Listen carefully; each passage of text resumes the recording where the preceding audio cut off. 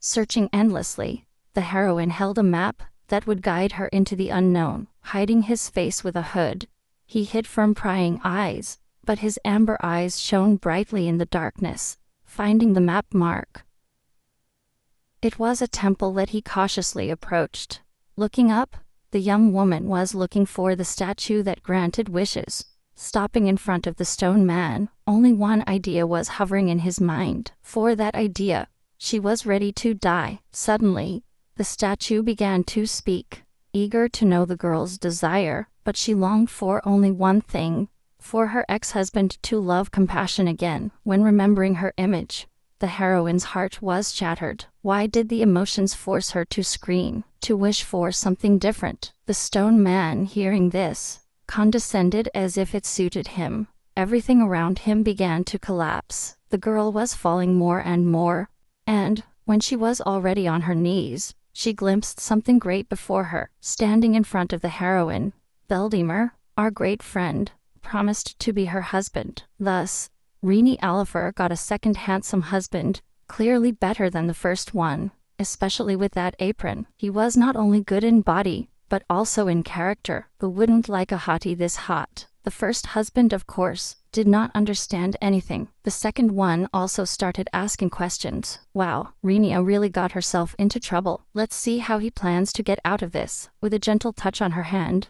the first husband was trying to explain to her that it was just a slip. Rinia did not understand anything.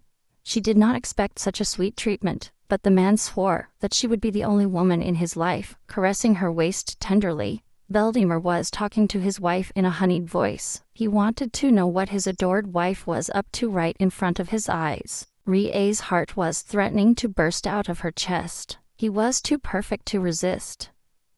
This is the story of how to escape a fate as a wife of two men. Let's go back to the temple, where Ria was, still kneeling in front of the stone man. Rinia was making wishes, desperately longing to be happy. Actually, it was a compelling reason, no doubt about it. Her father, Cariolano, hid the pain of the early loss of her husband. After his ambition to get rich, he did everything possible to accumulate an immense fortune, but his greatest longing was to achieve a high social status, and above all, what attracted his father the most was the heir of a ruined aristocratic family. Edwin Lepori gladly accepted such a son-in-law. From a very young age, he understood that love is not everything in life. Just as Edwin wanted to get rich, Rinia's father wanted to gain status through his marriage. But as she walked down the aisle, Rinia was not longing for a noble surname. She only wanted one thing, a beautiful and true love. Her husband was not like that. Many things about him outraged her. For example,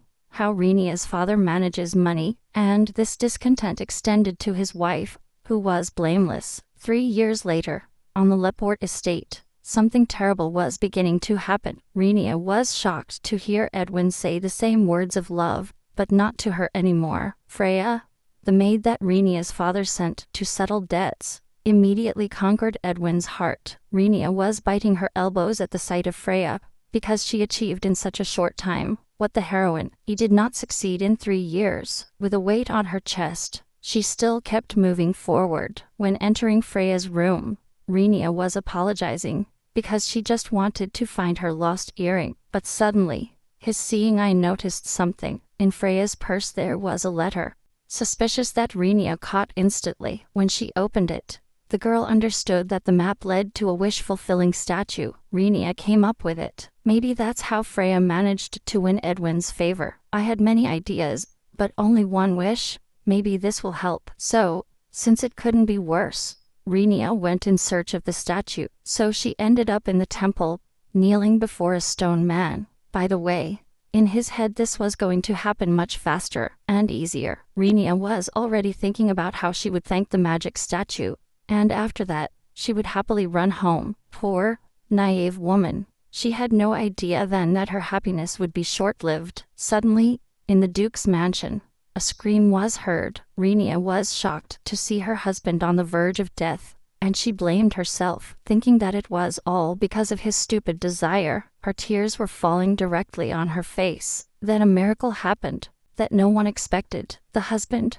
who was dead, unexpectedly revived. Rinia was startled sharply by the surprise. While trying to get up from his knees, he tripped over his own feet. It seems that this silly wish worked, because her husband suddenly started showing affection, but like an undead. So Renia started running away from her zombie husband. From that day on, Edwin did nothing but swear love to her, but Renia could not accept the feelings of a dead man. Edwin was breaking down more and more with each passing day, so Renia decided to bury him, dead or alive, or rather dead. Her husband resisted, but Renia kept throwing dirt on him. Thoughts were useless at that moment, since the dead man should rest in his grave. Edwin did not immediately understand the reason why he was being rejected. The stern look of her ex-husband was beginning to scare Renia, because he knew how they could be together for all eternity. Grabbing Renia by the shin, Edwin began to drag her directly to the grave. The protagonist tried to resist, but all was in vain. The man's crazed eyes spoke of his disgusting and dirty desire. He begged her not to be afraid of him, because all he wanted was to be with Renia forever. The protagonist did not want this love. The statue was wrong, and Edwin insisted he would love her even after death. This is how our heroine died, the victim of an insane love. Now he thought that he should not worry about Edwin and Freya, but ask for something sensible. Maybe he should have been a better person. When he looked up, he noticed that he had gone back in time. He has another chance for a good life. What will Rhea wish for this time? It's a good thing the statue was covered up. The steam was disconcerting. The stone man wanted to know the young maiden's wish. Rhea was nervous and felt some tension this time, and she also wondered why she was wearing the same clothes. Apparently he didn't understand that he had gone back in time, but after a while, Renia was able to come to that conclusion. Pulling his cheek and releasing it sharply, he proved once again that it was not a dream. So it hurt. That means it's not a dream. The statue gave a stern look.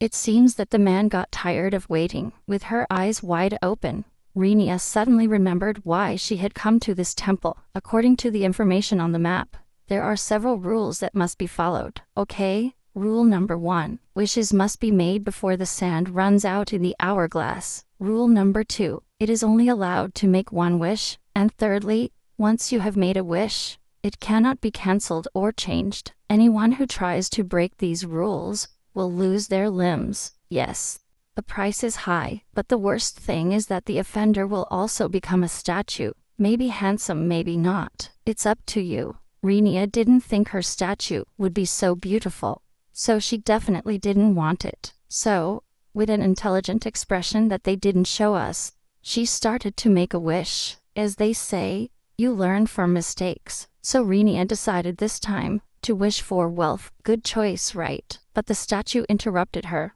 because she already knew what she had wished for the last time. Oh, it looks like something went terribly wrong. It seems that the heroine already wished to be a beloved wife, to which the stone man replied in the affirmative, and so, her second chance to make a decent wish failed miserably.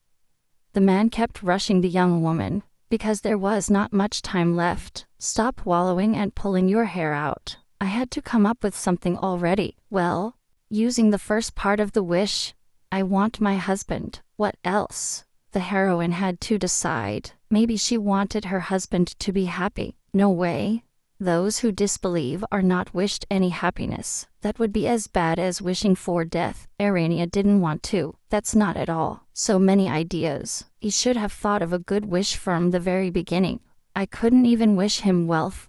What was I going to do now? Rania was in a difficult situation. Clutching her head, Rania didn't know what to invent. And time was running out. The heroine was rushing. There was no time left. The clock is ticking. The sand is falling. So. In a crab position, Renia shouted, I want you to be my husband. The stone mad in shock. Renia in shock. Everyone in shock. But hey, it was for the best. Yes, the guy is so shocked that he asks him to repeat his wish again. She fights between tears and shame. She repeated it once more. And so, by ruining his past life, Rhea also ruined his present one. Apparently, he thought this was the best option he could take, but the stone man couldn't do anything about it anymore. I had to comply. The only thing that worried him was that Renia didn't seem happy. Blaming the shock on her, the heroine pretended to be incredibly happy, and then, after a few seconds, the statue began to crack. She was falling apart, so the wish-fulfilling gentleman asked the young lady to stay away. Everything was being destroyed. It seemed that the temple was going to collapse at that moment. Renia was distraught. I didn't understand what was happening there. By the rumble of the big stones, the protagonist fell to the ground. She fell to her knees, and an unexpected scene presented itself to her. A cobblestone turned into a human. Anyone would be shocked by that. Rubbing his shoulder, the man asked why the girl was so surprised, as if that was seen every day. Without understanding anything, Renia was unable to think clearly, but the boy reasoned like that. I couldn't be a statue and a husband at the same time, although it depends on how you look at it. For her presentation, Veldemar, the guy, or rather, Renia's new husband. Now the heroine's wish will be fulfilled. Without understanding anything, Renia tried to react. The statue shed its stone skin, and underneath was an incredibly beautiful man, a 10 out of 10 in men, so beautiful that Renia began to blush. In short, there was much more that surprised her. We will not go into details. Yes, that's how well everything was going. Trembling hand and with her eyes closed, she was pointing at something great. Veldemar also noticed his appearance, but did not attach much importance to it. Husband and wife after all. Therefore, Veldemar, like a whole gentleman, attracted Renia to him. Dazzling with charms, she would whisper in his ear, "Don't look away. She's his wife now, so she can admire him whenever she wants." It seems that the new husband is rushing. What impatience. And so heroine ruined another life. Although, well, it depends on how you look at it. Walking along the path, Rhea wondered if Veldemar really would be her husband. Many wanted him, but only she became his wife. There were those who secretly sneaked into her bedroom to spend the night with Veldemar. Others, on the other hand, pointed a knife at him, wishing it furiously. Remembering those wonderful days, Veldemar recognized how problematic everything was. Listening to his story, Renia understood that Veldemar had not always been a statue, but this man noticed that no one wanted him as passionately as Renia. Veldemar promised to be the ideal husband, perfection personified. However, our protagonist was not very amused by this. Veldemar's only warning was that Rhea should not touch him. To look, but not to touch. What a horror, what a torment. Veldemar, very attentive, he asked her why she was upset, but she did not answer. Walking through the dark forest, the man wondered where they were taking him. Rana, who was ahead, didn't know how to answer that question, but she knew an empty house, so she decided to go there. The mansion belongs to the guild, but it is deserted by rumors of ghosts. This place has been empty for about 3 years. The perfect hiding place for a second husband. Veldemar was worried about not being able to go to Rhea's house, or to the residence, but Rhea justified it by saying that the housing was provided by the guild. We've been hearing a lot about the guild lately. Does Renia work there? After preparing everything for Veldemar, Renia decided to leave, promising to return tomorrow with clothes. When she left, she was terribly nervous. Would he or would he not have told Veldemar about the ghost? It's not good to think so much. So Renia took a deep breath and went to do her things. While Veldemar was left alone, he was reflecting on when was the last time he had such freedom. The icy air caressing his skin, the feeling of cold at the tip of his nose, the smell of dust invading his lungs. Unexpectedly, he began to think about the dust, believing that Shapiro did not suspect his return to the human body. There is no help in sight. It remains only to use this body and thoroughly clean the house. Moving his fingers, Veldemar extended his hand forward, but nothing happened. Apparently, his magic wasn't working here. It was to be expected. After all, Veldemar was cursed. Suddenly, a voice echoed from somewhere, laughing loudly at him. Veldemar started looking for the source of that sound. Now he could understand that something was lurking around this house, so he decided to investigate the house. Suddenly, behind the window, a shadow passed fleetingly, but Veldemar kept moving after that sound. The next morning, when Renia arrived at the farm, the screams echoed everywhere. The maid who received her mistress was shocked by her appearance. and he even supposed that perhaps his mistress had got into a quarrel. Renia was too old for fights, so that was impossible. At that moment, she only cared if her father knew about her nocturnal wanderings, to which the maiden replied in the affirmative. Moreover, he also reported that Lady Freya had disappeared, and as Renia was absent, Edwin began to suspect her. Sighing, the maiden revealed that her mistress was exonerated, as there was a witness. Now, what mattered to him was where the lady was. Renia didn't know how to respond. It was difficult to explain about the second husband, but taking Annie by the shoulders, the heroine asked her to listen carefully. This is how Renia began her story about the theft of the map from Freya. With the map in her hands, Annie couldn't believe that the wishing statue existed. Is he not just a legend?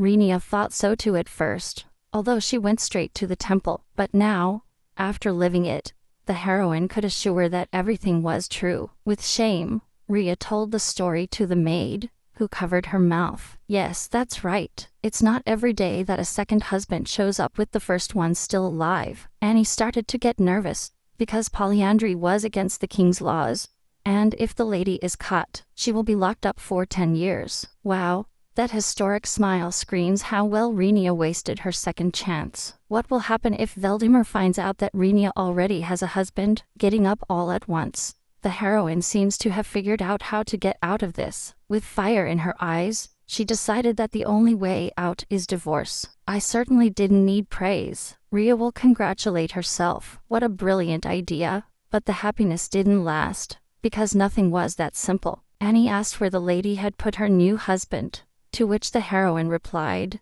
in the haunted house. And also the maid began to ask why the lady had Mr. Edwin's clothes. In the end he had to explain to Annie somehow that, at the moment, Renia's new husband is completely naked.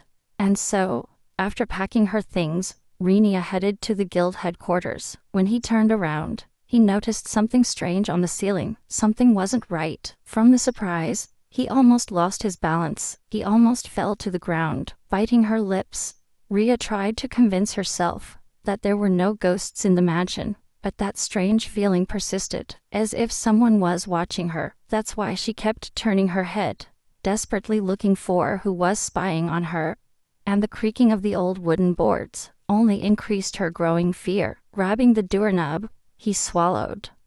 Who knows what might be behind the living statue? Despite everything, he had to take a chance, so he turned the door handle, slamming the door open. Renia screamed loudly, trying to chase away any spirits. After laughing at her actions, the heroine sighed with relief, convinced that there are no evil spirits. But when she looked up, she did not immediately notice that something was flying over her head, and when at last he distinguished what it was that was flying, the fear was immense. Hearing the girl's scream, the evil spirit instantly turned his attention to her. Renia slammed the door shut, not even wanting to think about that scary place. Statues coming to life, ghosts flying. He's been lucky with the odd thing lately. Suddenly, a man appeared behind her, suddenly making himself known. The heroine was so scared that she did not immediately understand who was in front of her. Is he a ghost too? For pure safety, Renia retreated several meters. A faint smile on the stranger's face was extremely suspicious, but he proudly announced that he was neither a ghost nor a human. Let me introduce Shapiro, the faithful servant of the great Veldemar. Shapiro has come to escort the lady to her master. So, Renia was finally able to bring Veldemar the clothes, which fit him perfectly. The heroine was glad that to her new husband, the clothes of the past, or rather the first. After all, she was staring so intently at Veldemar's naked body, perhaps to determine the size. But Shapiro quickly destroyed those naive assumptions, because he knew exactly what was going on. Embarrassed and looking away, Rhea decided to express her opinion about it, and also asked why others touched Veldemar, because it seemed to him that he did not like anyone to touch him, or maybe because Shapiro is a man, that's why he is allowed. Shapiro had a headache from those stupid assumptions. After all, he had already revealed enough about himself, and the most important information was that Shapiro was not human. He could not be called either a man or a woman. So Renia asked what it was. Shapiro seemed to ignore the question and started talking about his precious master, who caused so much admiration in the young ladies that mountains of love letters grew. And when important letters were lost in the mountain of all that garbage, Veldemar decided to create a family member, a relative, a supernatural being who serves a sorcerer or witch. It seems that now everything is cleared up, since the young and talented magician created Shapiro, admiring his master. Shapiro also did not forget to admire himself, and so, this Shapiro was accidentally created, practically a perfect being. From this story, Rhea understood that Veldemar was a magician. But what kind of magician is this with that muscular body?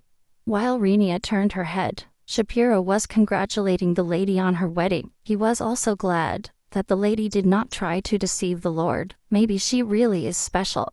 Renia didn't understand the meaning of those words, so she asked herself a question. At first, Shapiro thought that the Lord could not use magic because of Renia.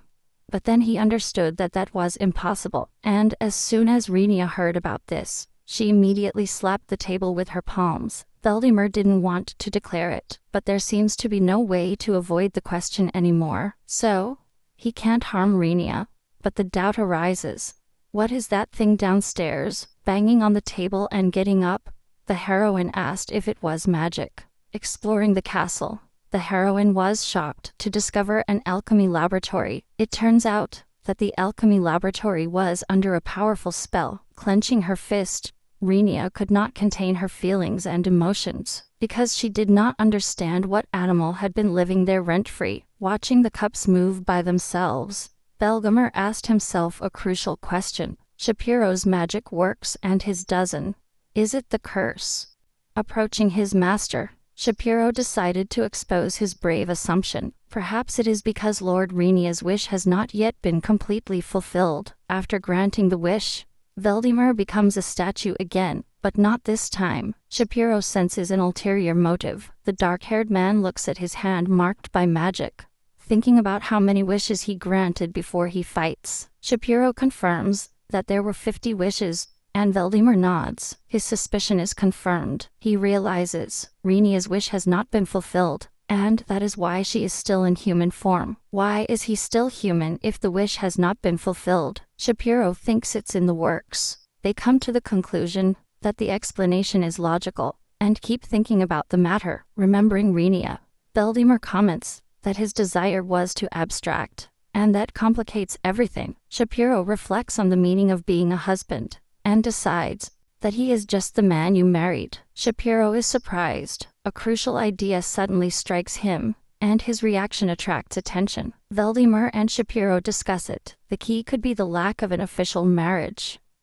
New doubts arise. The idea persists. Announcing to be husbands does not make Veldemar a legitimate husband of Quarrel. The ceremony is missing. Shapiro confirms it. There was no wedding and no vows. His suspicions are validated, and Veldemar begins to plot. Veldemar is sincere. Of all his relatives, Shapiro borders on perfection. Shapiro gets genuinely excited. Renia enters the scene, and the conversation turns to the wedding, a new hot topic among the protagonists. Veldemar the annoying note, and he wants to know what's wrong with her. She tries to figure out what is tormenting her inside. Renia confesses. Even Veldemar's announcement didn't make her happy. They reflect on feelings and expectations. Laughing, Renia says that everything is very sudden and that's why she's lost. The confusion completely overwhelms her. Shapiro proposes the ceremony for tomorrow. Renia explodes and grabs him by the shoulders. Unexpected reaction. Veldemar is stunned at the refusal. Renia is justified. He has his reasons for not accepting so quickly. The truth comes out. Without a wedding dress, there is no wedding possible, and there is no time to get it. She adds that she wants to organize a banquet, choose a beautiful place, invite witnesses and a priest. Veldemar decides that it is better to understand Renia's wishes, and agrees to be whatever she wants. Renia is happy, and thanks Veldemar for his support and understanding. Inside, she promises that she will definitely organize a wonderful wedding. Shapiro spots a house among the trees, and realizes that Miss Freya lived there, Annie watches the house with interest, reflecting on its inhabitants. Renia tells that Freya lived here with her family for the last 3 months. Annie confesses that she doesn't always understand Renia, and knocks on the door to find out if someone is inside. The young woman hears that the house is empty, and that no one lives there. An old man explains that an old man used to live here, but he passed away a year ago. Annie is amazed, because she heard that a family lived here, and she thinks that someone could have moved after the old man's death. The old man clarifies that after his death, the house was left empty, and Annie understands with total surprise. With the sunset in the background, an apology resounds, full of regret and respect for the lady. Freya, the red-haired maid, apologizes for the inconvenience caused to Edwin and Renia. Renia, holding a cup, repeats her apologies, feeling the palpable tension in the atmosphere. Edwin, the blonde-haired count, tries to stop Freya, but Renia asks him to wait. Renia gently places the cup on the table, expressing her joy at the maid's return. The atmosphere becomes warmer, and everyone feels relief after the long accumulated tension. Renia is going to communicate an important news to Edwin and Freya. His look is serene and determined. In the library, she confesses that she wants a divorce, and receives a brief response from her first husband. Edwin is shocked by what he hears. This decision takes him by surprise. Freya looks at the count, and tells him that she is free now, but Edwin insists that there is nothing between them. Renia thoughtfully asks her ex-husband about his feelings. Her voice sounds soft. Edwin is speechless. His silence reveals a palpable inner confusion. The man admits that he is not ready for divorce right now, and the atmosphere becomes tense. Renia calmly asks the reason for such a decision. Waiting for an honest answer, Edwin explains that he wants to postpone the conversation about divorce until his sister Mary's wedding. Renia thinks to herself that it all comes back to money, and feels a great disappointment. She accepts his request, understanding that at this moment she cannot refuse. At that moment, Renia turns to Freya to say a few words to her. Freya blushes, while Renia admits that she was too hard on her. The maid is amazed at such a confession, and takes a long time to find an answer. Renia, on leaving, begs Freya to accept her apology, knowing that it is late. He promises not to disturb Edwin and Freya anymore, leaving them in the quiet of the library. Edwin watches Renia leave in surprise, not fully understanding her actions. Renia goes out into the hallway and realizes that she really said everything she wanted to say. Inside, she wonders if she became so brave for having experienced death. The young woman observes that, in reality, it was not as painful as she had anticipated. Suddenly, a thunderous scream breaks the silence, bringing Renia back to reality. Annie runs towards her down the hallway in agitation, and Renia turns in surprise. The maiden sees tears on her mistress's face, but Renia denies it, not wanting to talk about her feelings. Annie, panting, announces that something amazing has happened, and prepares to drop the bomb. Renia listens attentively to Annie, ready to discover a crucial piece of news. The maid reveals that Freya's story about her past was a lie, as no one lives in the house. Renia wonders why Freya lied, and thinks if that was part of her plan with Edwin. Annie reminds him of the stone that was stolen next to the map, the one that grants wishes. Rhea wonders why Freya didn't look for that stone, if it was so important. Annie assumes that either Freya doesn't know she disappeared, or she knows who took her. Rhea remembers that the stone disappeared just as she made a wish. She understands that now Freya will not be able to realize her own desire, and both are shocked. Renia understands that Freya will be looking for the magic stone. It's crucial for her, but Annie interrupts. There are more urgent matters, and Renia did not expect it. The young woman apologizes to her maid, who confesses to being somewhat frightened by her attitude. Renia smiles as she predicts another visit to the altar, easing the tension in the air. Annie asks if he means a wedding, and they both smile, sharing the moment. Suddenly the panic. The maid fears the consequences, and warns Renia. The scene changes to a night mansion, where everything seems quiet and mysterious. Renia, wrapped in her cloak, reflects on her secret. Keeping 2 husbands is hell. Renia walks down the night street, thinking she should divorce Edwin, and that's it. Suddenly, he sees someone hooded jumping the very high fence. The girl stops, and watches the stranger moving nimbly along the fence. A restlessness arises in her mind.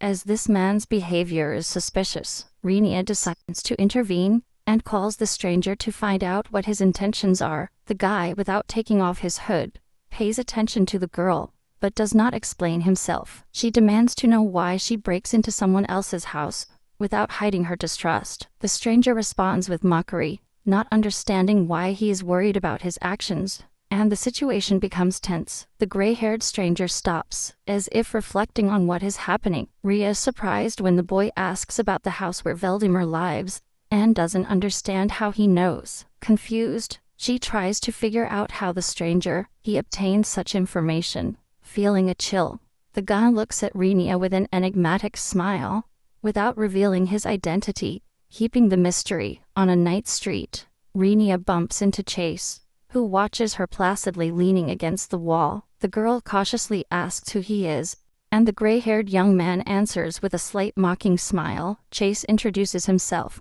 and declares that he is looking for an ambitious magician. Surprising his interlocutor, Renia asks again what ambitious means, and begins to suspect about his abilities. She inquires if he is a magician, and Chase confirms it with a smile that completely gives him away. Renia clenches her fists, getting ready to talk about the ghost that appeared in the mansion. The girl accuses Chase of having summoned the specter, and attacks him with total determination. The boy confesses that he did it for lack of money for the lab, and they both relax a little, sitting in the moonlight. Chase explains to Renia that he was forced to orchestrate everything because he lacked funds for his own laboratory, and asks for forgiveness. He tells how his father spent sleepless nights to save the family business, and how the rumors hurt him. The boy admits that he would not have messed around if he knew that the estate is owned by Coriolanus. Renia thinks she should now thank Chase for the opportunity to hide Valdemar here. She offers him help in exchange for silence, and oh surprise, some trust is established. Renia says she wants people to keep believing in the ghost, so that no one suspects anything. Chase is stoned. He doesn't understand anything. Why would she want that?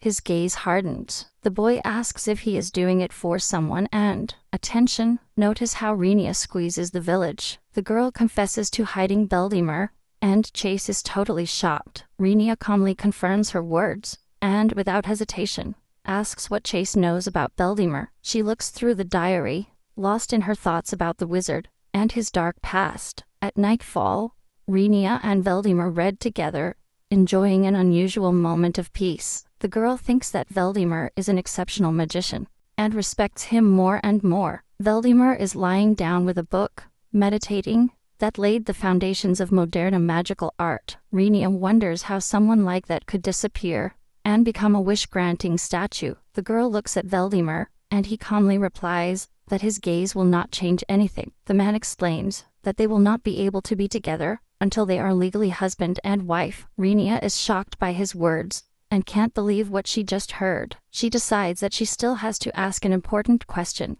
and asks Valdemar to be honest. The girl sits next to him, and insists that he tell her the truth at once. Renia starts the conversation nervously, preparing for an honest answer. Valdemar looks thoughtfully out the window, and Renia believes that he was not just turned into a statue. The girl thinks she must have done something terrible for that, and she feels very uncomfortable. Renia is about to ask why it happened, but she doesn't dare to speak right away. He anxiously asks if he can't touch her hand, and Valdemar is surprised by her shyness. The girl confesses that she cannot force herself to ask. She feels very ashamed. Valdemar sighs and notices that Renia clearly can't get her body out of her head. He comes over and asks her if it's enough for her to just have him around. Valdemar agrees to tell the truth, because he thinks that, as his wife, Renia has the right to know everything. Renia is in the center of the room and listens while Valdemar explains why she can't touch him. The girl asks again, surprised,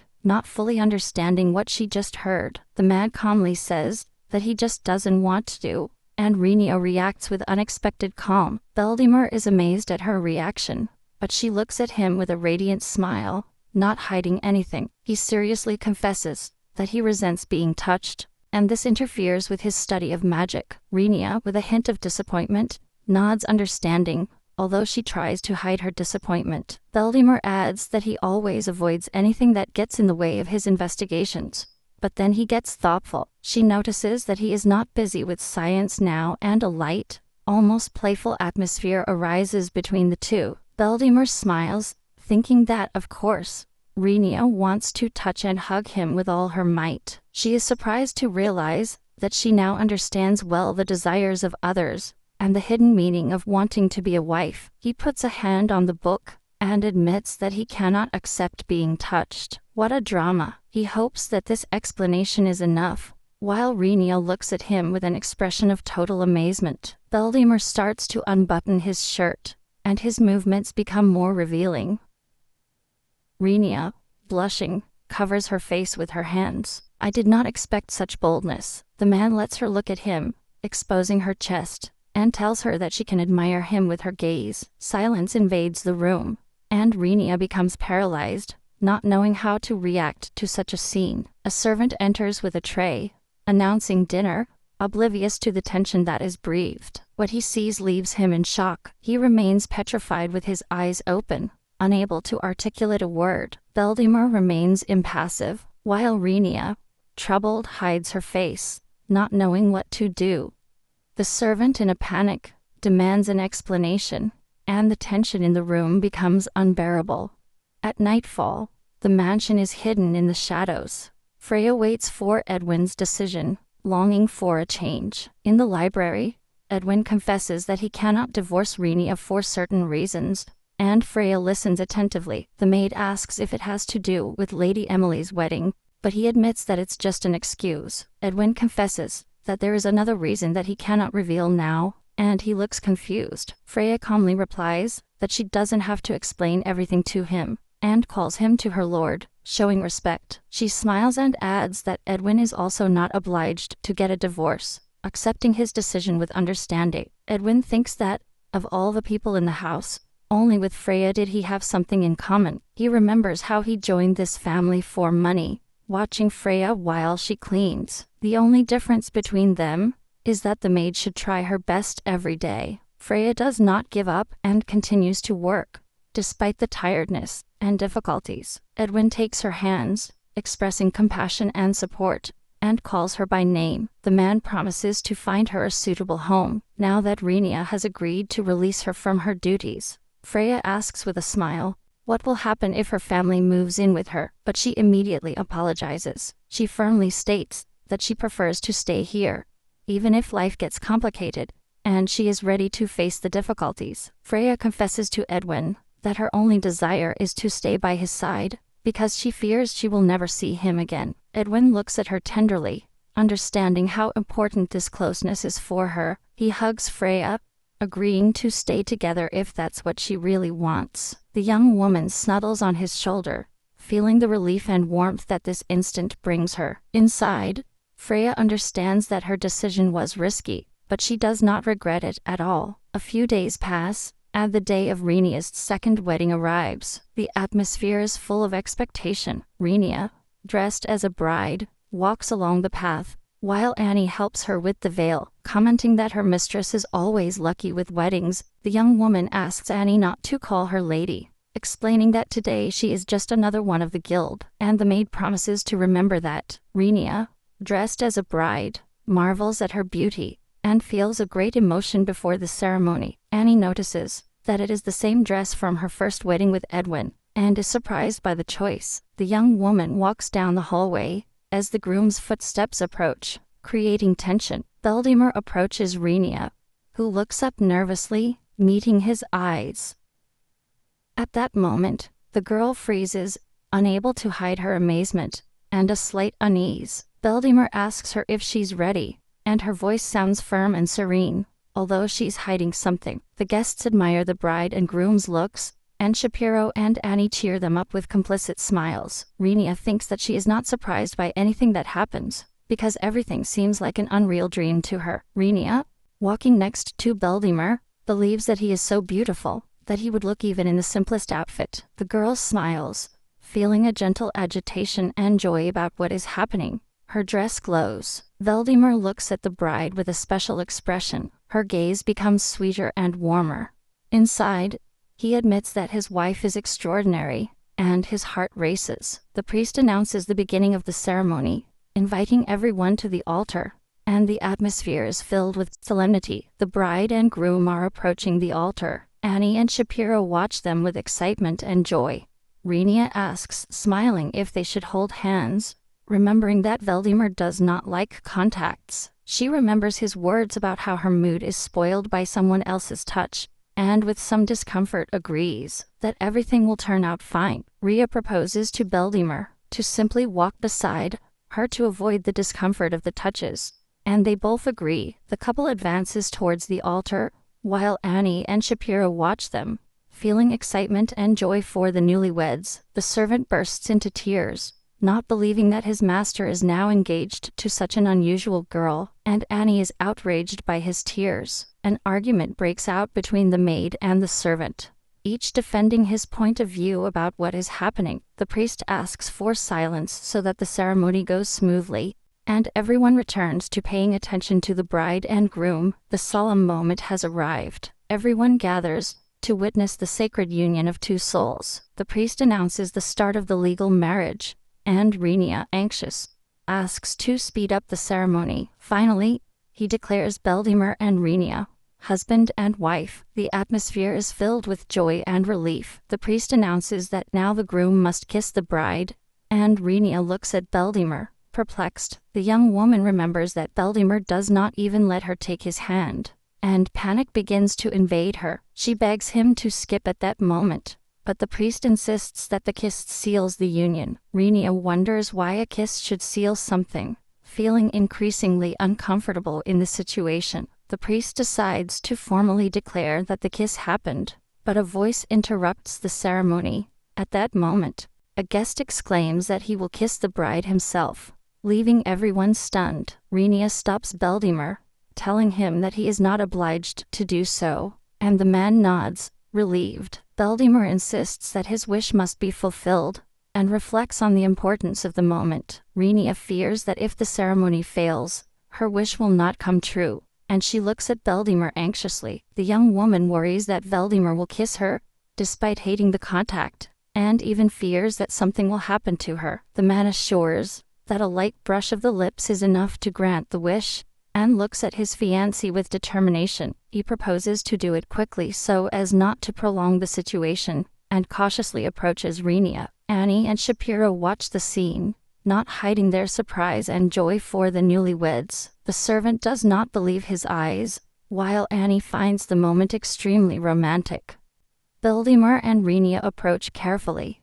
Their lips almost touch, and the air is charged with magic. The kiss is the culmination of the ceremony, and Renia feels with emotion how her longed-for wish is fulfilled. With the sea and the white tent in the background, Valdemar kisses Renia tenderly, while the guests watch with various emotions. During the kiss, the man is amazed that he does not feel his usual aversion to contact. Renia moves away after the kiss. Her face burns in a blush, and her breathing is agitated by emotion. Valdemar looks at her in surprise. Her heart is beating faster, and she can't hide her emotions. Their lips meet again, and the atmosphere is filled with tenderness and light, as if everything stopped. The man carefully brings Renia closer, holding her by the shoulders, so that she does not fall from agitation. The kiss intensifies, and both forget the presence of the guests, completely immersing themselves in their feelings. The priest smiles to himself, noticing that these two do not look like people who are afraid of contact. Annie looks at the servant with surprise, who in panic supposes that Valdemar might act with too much passion. At that moment, the man hugs Renee tightly, and the kiss continues, generating questions among those present. Their lips do not separate, and their hearts beat faster and faster, and the atmosphere becomes tense. Renia, with flushed cheeks, feels the drizzle, but does not take her eyes off Valdemar. Valdemar firmly holds the girl by the waist, completely ignoring what is happening around him. The rain is pouring down, and the couple is left in the center of a bright magical barrier that protects them. Shapiro notices with surprise that Valdemar used his magic to create the right protection during the kiss. The guests are stunned, while Renie and Valdemar are entranced in a kissing dance. Annie is surprised to notice that magic begins to manifest during Veldemar and Renia's kiss, and wonders if it is magic. The guests watch in fascination as Veldemar regains his power during the kiss. His magic has returned. Shapiro realizes with joy that his master has finally regained his magic, and cannot hide his admiration. On a dark and rainy street, Rennie hands money to a man in a cape, asking him to keep the secret. The man assures that he knows how to keep his mouth shut, because otherwise, he would not be able to devote himself to his work. He promises to keep quiet, and Rennie and Annie watch him with mild distrust, but accept his words. Annie asks Rennie if this whole story is over, and the girl replies hopefully that she hopes so. Rennie reflects that as soon as her wish is fulfilled, Veldemar should become a statue again, and her heart is filled with anguish. After the wedding, Veldemar finds himself next to his statue again, and Rennie feels uneasy about his fate. Annie calls her mistress when she and Rennie are rushing down a rainy street, trying to hide from other people's eyes. An unknown man appears on their way, who is carefully watching the girls, and is clearly up to something. Rennie and Annie cautiously ask who he is, but the boy replies that it doesn't matter. The important thing is your knowledge. The man insinuates that the wealth of Rennie's family does not matter, but that it is more important that she is now married to 2 men. The girl listens in shock, as the stranger threatens her with prison if the truth comes out. The stranger mockingly asks how much Rennie is willing to pay for her silence, and she sighs heavily, understanding the situation. Renia calmly asks how much she wants, ready to solve the problem and keep her secret. Chase puts a price on his silence, demanding 50 coins, and Renia and Annie assess the situation. The girl accepts the conditions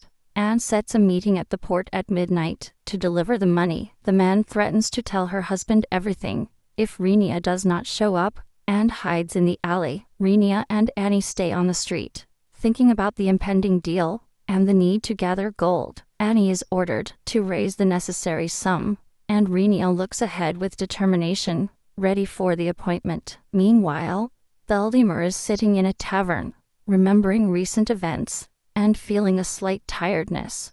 His thoughts return to the kiss with Renia, which was both tender and unexpected. Veldemar remembers that moment, feeling how his heart is filled with warmth and joy. Veldemar gets lost in his thoughts, until Shapiro calls to him, and his gaze turns cautious. Shapiro notices that the master is very quiet, and asks if everything is okay. Veldemar admits that he finds this strange, and Shapiro agrees. The man confesses that every time he closes his eyes, he sees Renia's lips, and that disturbs him. Shapiro is surprised, but Veldemar quickly changes the subject, asking why the wish has not yet been fulfilled. He looks at the magic mark on his hand, and points out that the number has not changed. Even he has not become a statue again. Shapiro remembers that Veldemar's magic was only manifested at the ceremony, and now it has disappeared again. Veldemar reflects on what is happening, trying to understand why everything turns out differently than expected. Shapiro tells that while Veldemar was locked in the statue, he studied human literature and learned a lot about curses. He shares the conclusion that most of the damned were released only after the kiss of true love. Veldemar considers these words and agrees that this looks like his case. He admits that kissing Renia is the only way to use his magic, and blushes. Bang! Someone knocks on the door, and the tension in the air floods everything. Renia is surprised to see Veldemar. Why is he not already back in the temple? He explains that his wish has not yet been fulfilled, and that's why he can't leave. Renia, confused, repeats that her desire is still pending and begins to get anxious. Renia wonders with her mouth open. Is Edwin the reason that her desire fails? Eureka understands that Veldemar will become a statue when she divorces, when he ceases to be her husband. Veldemar confesses that he has lost his power again, although the magic did work. Renia is sure that there is an explanation, and begins to think about the matter. He suddenly gets it. Surprised, she asks if, will it be all because of the kiss? Veldemar confirms the idea of her agreeing with such a conclusion. The man assures that the magic returned after his kiss, and Rhea blushes. Veldemar reaches out to kiss Rhea again, and a special connection arises. Veldemar suddenly leans towards Renia, and she asks him to stop, confused. The girl explains that it's just to try the magic and pushes him away, avoiding the kiss. Veldemar remembers his power, and invokes magic light with a gesture, confirming everything. It starts to rain, and the atmosphere is filled with an aura of change and sorcery. The man admits that the kiss did not work out as he expected, and is perplexed. Renia happily understands that the cause is her feelings, and there is a great closeness. Renia explains to Veldemar that she has no ulterior motives, only to understand this. She remembers that the magic took time to manifest after the kiss. And he comments on it. Veldemar thinks that nothing happened during the kiss instantly, and starts theorizing. The man proposes to try again, to check the connection between his feelings and magic. It's raining outside, and a special atmosphere of waiting and tenderness is created in the room. Veldemar and Renia kiss again, and at that moment, the magic returns, confirming his idea. The girl realizes with surprise that Veldemar's power increases by kissing her. They both understand that their feelings and magic are linked, and a new intimacy arises. A loud noise sounds outside, and Rhea and Veldemar are distracted from their thoughts. The girl is relieved to know that her theory was true, and now they know how magic works. Veldemar concludes that they will have to repeat the kiss every time they need to use the power. This time, the man decides to try high-level magic to see how far he can go. Renia agrees, surprised, because she had never witnessed such a magic. Veldemar promises to revive the withered flowers, and the girl watches with great interest. She recognizes that throwing away the flowers would be wasteful, and accepts the experiment smiling. At that instant, Annie enters the room to inform that the gold for the deal is already ready. Annie enters the room in amazement, full of petals and magic. He doesn't give credit to his eyes. Veldemar and Renia are in the middle of the floral miracle, while the maid looks on perplexed. Later, Annie jokes with Renia about the room's hot atmosphere, and suggests cooling down. The girls go out, and Renia asks Annie to prepare everything for an important meeting. At the dock, a man is waiting for them, and immediately asks if Renia brought the gold. After confirming it, he says with sarcasm that this sum is a trifle for his family. Renia nods calmly, but points out that for her it is a loss, and she would prefer not to pay. The young woman firmly holds the bag with money, showing that she will defend her interests. The scammer scoffs, saying that Renia bought 2 husbands at once, alluding to her situation. She accepts it serenely, without showing even a hint of embarrassment or annoyance. The man changes his tone, and offers to cancel the deal, but someone snatches the bag of gold. The captain checks everything, and confirms that the amount is correct, promising not to disappoint Renia. The man watches in amazement, not understanding why his plan has fallen apart like this. Renia explains that she got him a job on a merchant ship, where sailors are always missing. He warns her that if she keeps blackmailing people, she will waste her life miserably. The man, irritated, admits that Renia inherited her father's character and his wiles. The scammer on the run shouts at Renia that she is a witch and swears that her actions will have punishment. The young woman thinks that she has become more cunning in these leaders, perhaps because she is married to 2 men. He decides that it's not so bad, and with a slight smile looks to the future. At that instant, a magical light explodes in the temple, announcing imminent changes. An enigmatic figure emerges in the dark room, and the tension becomes palpable. Freya examines the map uneasily, not understanding what is happening around her. She moves slowly through the living room, wondering why everything has suddenly changed. Freya, desperate, screams out why there is nothing, and understands that her plan is faltering. Days ago, Freya discovered that the map and the stone, obtained with so much effort, had disappeared. He quickly understood that Renia was the thief of those crucial objects. Freya remembers her obsession with Edwin, immediately noticing Renia's strange acting. She's sure Renia stole the stone and the map, and starts looking all over the house. At last Freya finds the hidden magic stone, celebrating her insight. He understands that Renia was the culprit all the time, feeling great satisfaction. But suddenly, Freya appears in a temple. She is overcome with anxiety and calls Renia. Desperate, Freya screams that Renia ruined everything, demanding an explanation now. The morning lights up the room. Veldemar is by the bed, and Renia is sleeping peacefully. The young woman smiles dreamily, her face relaxed, radiating complete serenity. The man watches her, then tries to use magic, but nothing happens. Absolutely nothing. Veldemar notes with a slight disappointment that his power has not yet returned. He understands that the kiss is still the only way to recover the magic, and reflects on the situation. Renia is still sleeping, and Veldemar decides he has no choice but to try again. The man shamefully admits that he must touch his lips every time he needs power. Renia wakes up, looks at Veldemar in amazement, and asks what he is doing near her this morning. Renia runs away in shame for water, and Veldemar smiles, joking about her reaction to her morning appearance. The girl is surprised when a glass of water appears in her hands, and does not understand how it happened. She asks if Veldemar's magic has returned, and he confirms that just now he was able to use the power again. Renia is glad that now they don't need to kiss to activate the magic, but Veldemar finds it strange. The man tries to use magic on the teapot to make sure that the power has really returned. They both watch in amazement how magic works without a kiss, and look for the reason for this change. Veldemar thinks that his power arises only under certain conditions, but he can't figure out which ones. She remembers her wedding, where the kiss was to protect, reaffirm the rain, and she starts to tie up things about feelings and magic. Veldemar remembers how he used magic to revive withered flowers, only to see Renia smile. He decides that he can now use his power for simple things, such as bringing water to his beloved. Renia drinks the enchanted water with pleasure, amazed at how easily her wishes are fulfilled now. He is happy with the little things, thinking that maybe true happiness is hidden there.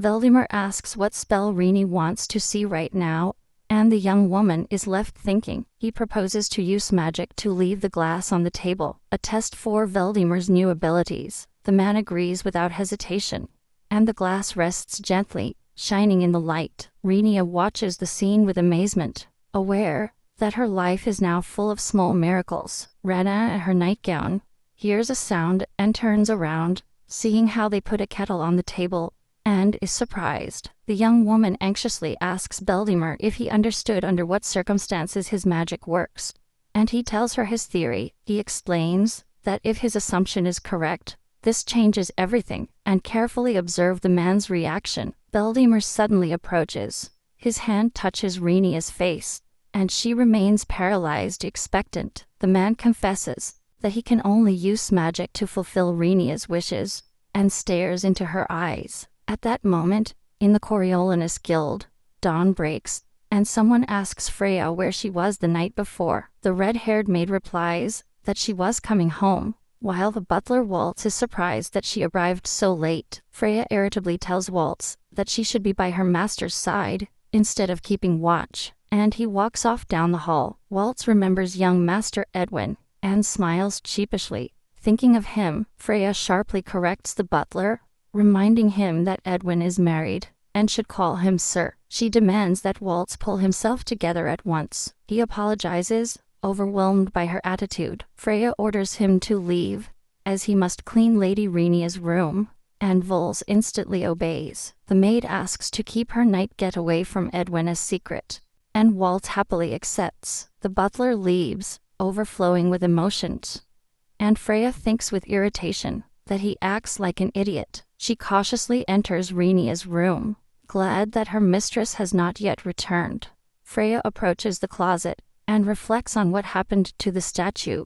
Feeling uneasiness and bewilderment, Freya decides to leave Renia a fake instead of the real stone, so as not to raise suspicions of her disappearance. He wonders if Renia got to make a wish or not, and he holds two very similar stones in his hands. The maid supposes that Renia, I doubt she would ask to stop loving Edwin, but still, he considers it an option. Anyway, Freya is satisfied with her plan, smiling confidently with the stone in her hand. He thinks everything is under control. Rhea resolutely tells Annie that she must hurry up with the divorce, and the maid asks in surprise, "Really?" The girl confesses that she did not expect someone to see her wedding on the beach, and now she worries about the consequences. In her thoughts, Renia remembers the moment with Veldemar, and is sure that her wish must be fulfilled in order to free him. Annie cautiously asks if the father will give permission for the divorce. Even if Edwin agrees, Renia responds with irony that her father will never give his consent. His behavior at the wedding was too obvious. She reflects on what to do next, understanding that the situation is getting more and more complicated and requires decision. Annie is surprised by Rie's determination to hide everything from her father, and the girl assures that she will make it possible. Ria says firmly that she will achieve her goal by any means, and the maid admires her attitude. In the background, near the mansion, a scream is heard. While brawling, she calls her father to discuss a matter important. The man with the mustache reacts sharply to his daughter's words, and a knock rings out in the library. The father is outraged that Renia allowed Edwin to make a crucial decision and demands explanations. The man explains that Edwin wanted to learn how to run the guild, and Renia, in shock, asks if he gave his consent. The young woman can't believe her ears, but the father calmly confirms that he agreed to Edwin's request. Renia screams in despair, not understanding how her father was able to access so easily, and the situation gets even more complicated. Renia, furious, demands explanations from her father, not understanding how he could do that, and accuses him of trusting Edwin. The man with the mustache calmly suggests that Edwin may have become interested in the guild after filing for divorce, and he sees nothing unusual about it. The young woman tries to explain her position, but the father reminds her that there are always prying ears in the house, and asks her to be cautious. The father unexpectedly confesses that already 3 months ago, he gave the key to the vault to Edwin, which shocks Renia. She is outraged that only her father and she should have the keys, and she does not understand why the decision was made without consulting her. Renia screams in despair that her father ruined everything. Unable to control her emotions, the girl runs out of the room, slamming the door, and the man with the mustache is perplexed. The father does not understand how Renia came to such a conclusion, and sighs wearily, watching her walk away. Renia looks at the mansion with irritation, and does not understand why getting a divorce is so complicated. In the room, Annie asks what Edwin is up to, and assumes he might destroy the guild, or still have feelings for Renia. The girl is sure that if Edwin feels something, it's only about the guild's money, not about her. Renia comes to the conclusion that money is the reason Edwin delays the divorce, and becomes distressed. On the floor, he sees a piece of paper, and picks it up in surprise, remembering his plan. Annie asks what that paper is, and Renia explains that she left it between the shelves to find out if Freya found the stone. The girl realizes that Freya did discover the theft, and now she knows who took the stone. Renia realizes that her plan is exposed, and now she must be more cautious, so as not to be caught. Renia opens the drawer, and surprise, the stone is still there. While Annie doesn't understand why it didn't disappear, the maid asks if the stone should not have faded after granting the wish, and looks at it carefully. The young woman explains that it is a fake. He ordered it and kept it with the map to confuse Freya. Renia thinks that if Freya didn't take the stone, she just confirmed the theft, and wonders what her motives are. She asks Annie when Freya started working in the house, and the maid remembers that it was about 3 months ago. Renia connects the dots. It was then that Freya infiltrated the family, and Edwin obtained the key to the vault. The young woman is sure that these events are no coincidence, and begins to suspect a connection between them. With the house in the background, Renia decides that she must now be extremely cautious, so as not to make any more mistakes. Veldemar stands by the window, thoughtful, and Shapiro cautiously asks what's bothering him this morning. The man confesses that he thinks about Renia's desire, and his gaze turns serious. He explains that until the wish is fulfilled, he can only use magic for her sake, and finds it strange. Veldemar points out that being tied to a desire for so long is not right, and causes an internal rebellion. Shapiro turns the conversation to magic, and asks what could be the reason for his instability. Veldemar confirms that the ceremony took place, and he and Ria are officially husband and wife. The man reflects that he must now be the ideal husband to quarrel with, because he cannot afford to be less than perfect. The image of a confident and strong husband arises in his thoughts, ready to protect and support his wife. Shapiro notices that Veldemar has a fixed idea, and cautiously asks what that idea is about. The man admits that, hearing Renia's desire, he promised to be the perfect husband for her. Veldemar Kabila that he can no longer afford to be less than perfection. Because their union is officially sealed, he feels that holding on to a single desire for so long is wrong, and generates internal conflict. In the vault of the Coriolanus Guild, they discover an empty box. Rhea tries to decipher what it contained. She deduces that, because of the mark, a valuable gem rested there, perhaps the payment for a wish in the temple. Rhea theorizes that, if she gets it right, Freya was able to steal the first stone directly from the vault. Among jewels, the image of Freya, red-haired, and with the stone in hand, emerges. He came to steal. Rhea wonders how Freya knew about the gem, and who revealed the existence of the family vault to her. The young woman suspects that Edwin had the key, and begins to tie up ends at full speed. An idea crosses his mind, and if Freya and Edwin conspired from the very beginning, Rhea is stunned by this revelation. She can't believe she's been cheated on all this time. Rhea, by the window, wonders if Edwin knew about the gem first, and involved Freya in his plan. The girl sighs wearily, admitting that her head starts to hurt from thinking so much. When Annie announces the visit of a stranger, the maid explains that the man came to talk about his research, and Rhea instantly understands who he is. The young woman summarizes her thoughts, coming to the conclusion that Valdemar used forbidden magic to demonstrate power, and then disappeared. She discusses it with Chase, who confirms that she had to work hard to get this information. Rhea is surprised that that is all they were able to find out, and feels a great disappointment. Chase calmly replies that even that took a lot of effort, and they both ponder the next steps. Rhea ponders thoughtfully about the meaning of forbidden magic, and its connection to Valdemar's disappearance. She asks Chase what he thinks about the nature of this power, and listens carefully to his answer. Chase explains that there is a rule among magicians, which is followed by everyone who studies the magical art. He stresses that one should never, under any circumstances, attempt to bring a person back from the dead. A lightning bolt and a storm evoke ancient times, when the voices of the gods echoed.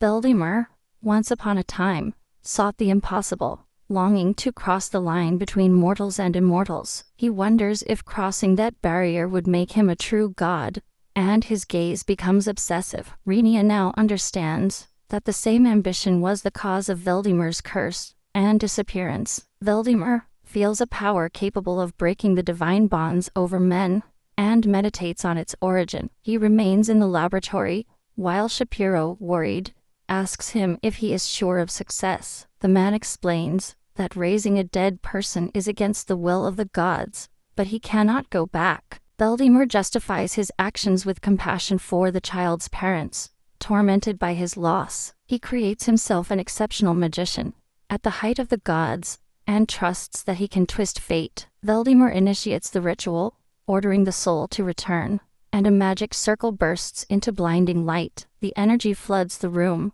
the magic overflows, and everything lights up. Valdemar understands that his ambition and compassion caused a dangerous experiment, with unpredictable consequences. Valdemar watches the ritual with anguish, not knowing if the magic worked. He looks at the child lying down and wonders, puzzled, why is nothing happening? Suddenly, the child's hand moves. Valdemar is shocked by that sign of life. Her eyes widen in amazement. He doesn't think the ritual was successful. Valdemar exclaims, "Does the child even hear it?" and run to the bed. The child sits down slowly, and quietly replies that yes, he hears Valdemar. The magician is stunned. He knows he broke the taboo.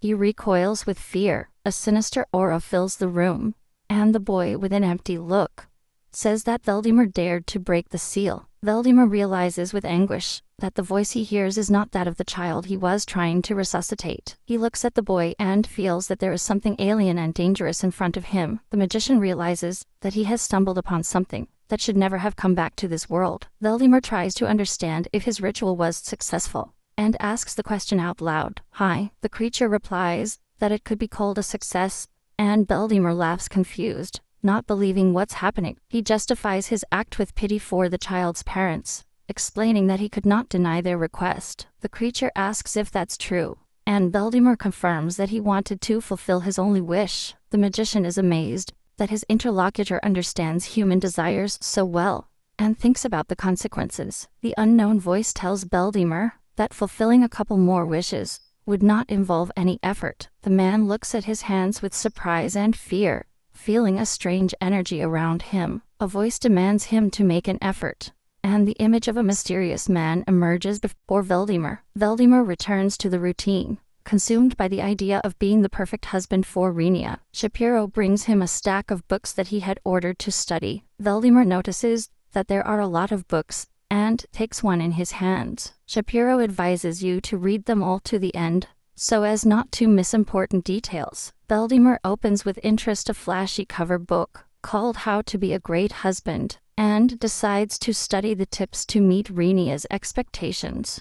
Veldemar reads books about family life, and confesses to Shapiro that he is just trying to keep his promise, because he does not know how to be a good husband. On the table in front of him lie manuals with titles such as Happy Wife, Happy Destiny, Marriage 4 Principles, To Love and Be Loved, The Ideal Husband. He writes down advice, emphasizing that respect for the wife and fidelity are the basis of harmony, and agrees with these truths. Veldemar enthusiastically underlines the especially important points, considering them key to a happy marriage. He notes that the author presents irrefutable arguments, and continues to take notes. Among the tips, it stands out: be restrained, learn to cook, be tender, do not talk to other women, wake up your wife with a gentle kiss. Veldemar decides with conviction that he will make a great husband and mentally asks Renia to wait for the result. As night falls, calm reigns outside, and Veldemar feels ready to change for his beloved. Renia walks down the street and senses that someone is criticizing her, feeling a burning in her ears. He notices that the square is full of people and wonders why there are so many crowds at this time. In the crowd there is a comment about a strange object. Someone thinks it's the work of an anonymous sculptor looking for fame. The young woman breaks through and watches the scene with amazement, not understanding what has attracted so much attention. There is a statue in the center of attention, and Renia looks at her feet strangely. He recognizes familiar features with horror, and cannot give credence to what he sees in her eyes. The crowd is agitated. People are discussing why that statue appeared right there. Renia, in a panic, thinks that something incredible is happening, without finding an explanation. In the middle of the night,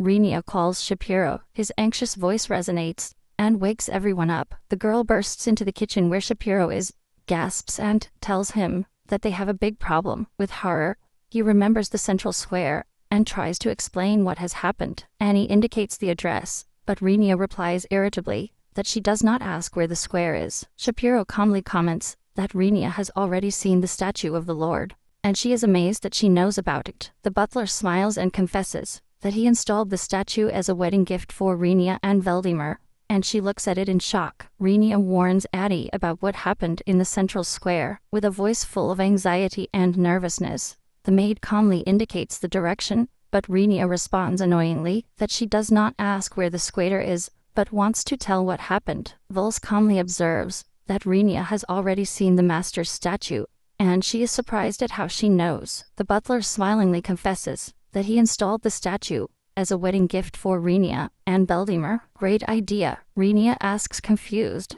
if it is normal that the statue is in plain sight, and Waltz says it doesn't matter if Veldemar isn't locked inside. Shapiro, very dramatic, asks everyone to praise the name of Veldemar. Renia watches his enthusiasm without understanding anything. The girl still doesn't know what to do, doesn't know how to explain to others why that statue is so important to her. Renia is surprised that Veldemar is not worried about the statue with his image in the main square. She asks if he is uncomfortable with strangers looking at and touching the statue, but he replies that he is used to the attention. She is worried that someone will recognize Veldemar if the statue is in plain view, and she feels very uneasy. Rhea decides that the best thing is to move the statue to another place, to avoid attracting so much attention. The man takes her hand and asks if she's really that worried about others seeing the statue. The girl shyly replies that it's not just because of that, and blushes at his gaze. Veldemar assures Renia that only she can possess him, and gently touches her face to calm her down. I was going to say something more, but suddenly he changes his posture, creating a feeling of lightness and ease. The man confesses that he hopes Renia had a good day, and unexpectedly hugs her tightly. He looks into her eyes and asks, how much longer will they live apart? Wishing to shorten the distance between the two, Beldimmer says that now that they are officially married, he wouldn't mind if Renia stayed with him. The man proposes to sleep together in the same bed, and the girl reacts embarrassed to his words. At night they lie next to each other, each immersed in their thoughts, and a warm, but slightly uncomfortable silence reigns between them. Renia is lying in bed, and remembers that she never slept in the same bed with Edwin. He finds it strange and uncomfortable. The girl can't sleep. Beldimmer asks if she's asleep, and simply wishes her good night. She smiles and replies, wishing him good night too.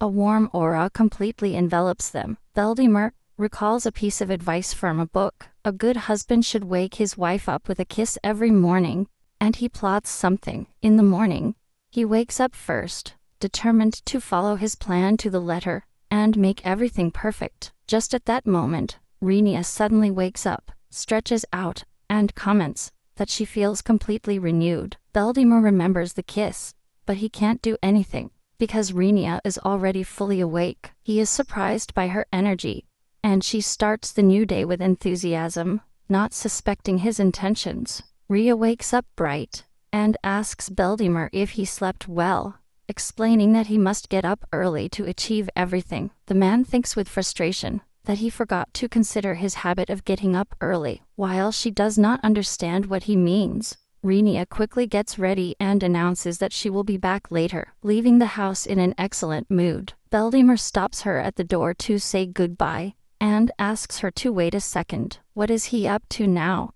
He tenderly hugs Renia, wishing her a good day, and asks her to come home early. The girl blushes at his attention, but accepts with a smile, and promises to try. Renia happily says goodbye and leaves, while Beldimmer calls Shapiro surprised, to discuss the next plans. Shapiro appears next to him, and Beldimmer admits that the point of the kiss failed, so he proposes to move on to the next stage of his plan. Beldimmer reflects that being a good husband turned out to be much more difficult than he expected. Rhea runs down the road, and is surprised by the changes in Beldimmer's behavior, wondering if this is related to her recent wedding. She supposes that perhaps her husband liked his first kiss so much that he began to behave differently. The memory of the passionate kiss arises in his imagination, and the girl covers her mouth with shame. Renia thinks that for Beldimmer it was her first kiss, but she immediately remembers that it was for her too. She pushes romantic thoughts away, deciding that now is not the time to think about feelings, because she has a lot of work ahead of her. The girl arms herself with courage to face all the challenges that await her today. Renia acknowledges with a smile that living with two husbands is unusual and quite hard. Renia orders the servants to bring Beldimmer's statue to the house, and asks Chase to keep looking for information about the wizard's past. The young woman expects to see Beldimmer earlier than usual today, and with those thoughts she drinks tea in the living room. Freya, the red-haired maid, comes over and tells him that she wants to discuss an important matter. Freya serves tea and offers Renia to enjoy the drink, creating an atmosphere of trust. Renia asks why Edwin forces Freya to keep working in the house, despite the changes. The girl thinks that Freya didn't take the stone out of the room because she knew it was fake, or she doesn't need the real artifact yet. Freya confesses, smiling, that she herself asked to stay and work in this house, and asks if Renia fulfilled her wish, or all her efforts were in vain. Renia clarifies that she means her family, and the maid asks her to make her personal assistant, if possible. The girl senses that Freya has unfinished business, and decides to keep the enemy close, to be on the alert. Renia is amazed that Freya wants to serve her, but she insists that her mistress is very valuable and important. The young woman confesses that she thought Freya only cared about Edwin, but the maid says that Renia is the most important thing. Renia appreciates the loyalty, but points out that Annie is already her maid and suspects that Freya wants to keep an eye on her. Freya smilingly replies that she will only pass over his corpse, and accepts the refusal with great regret. Renia internally decides to be more cautious, since even a friendly maid can hide her intentions. Freya asks Renia to let her know if she changes her mind, and the young woman calmly agrees. While continuing to drink, Renia puts the cup down on the table and feels an internal tension. After that conversation with the maid, she reflects that she used to think Freya was adorable, but now she is sure that she is hiding her true essence. The girl suspects that Edwin doesn't know what Freya really looks like, or that he accepts her as she is. Renia notices a special connection between Edwin and Freya, and that puts her on high alert. Just then, Annie cautiously approaches her mistress to talk about the statue. The maid reveals that there are rumors that a greedy lord has set his eyes on the statue. Renia realizes, horrified, that she will not be able to move her, and must find another solution. Renia feels overwhelmed in the crowd,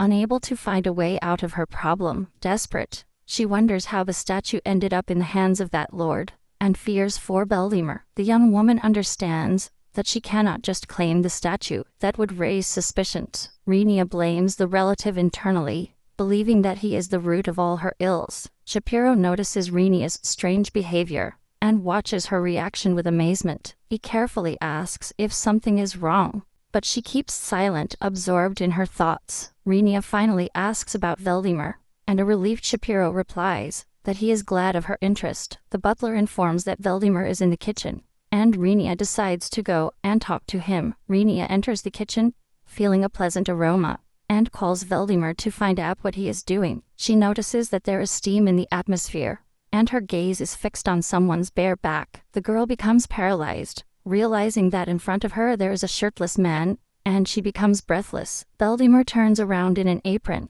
noticing with surprise that Renia has returned earlier than planned. An embarrassed Renia asks where her shirt is, and Veldimmer explains that he didn't want to stain it. The girl cannot hide her bewilderment, and Veldimmer continues to cook quietly, not seeing the problem. Renia covers her face with her hands, not knowing how to react to such impudence, and thinks she disagrees. Veldimmer suddenly offers her a spoon with soup, and Renia looks at him in surprise, not knowing what to do. Veldimmer holds out a spoon with soup, inviting Renia to try her first course. Pay attention to his face. The girl, somewhat embarrassed, accepts and tastes the soup cautiously, directly from the spoon he is holding.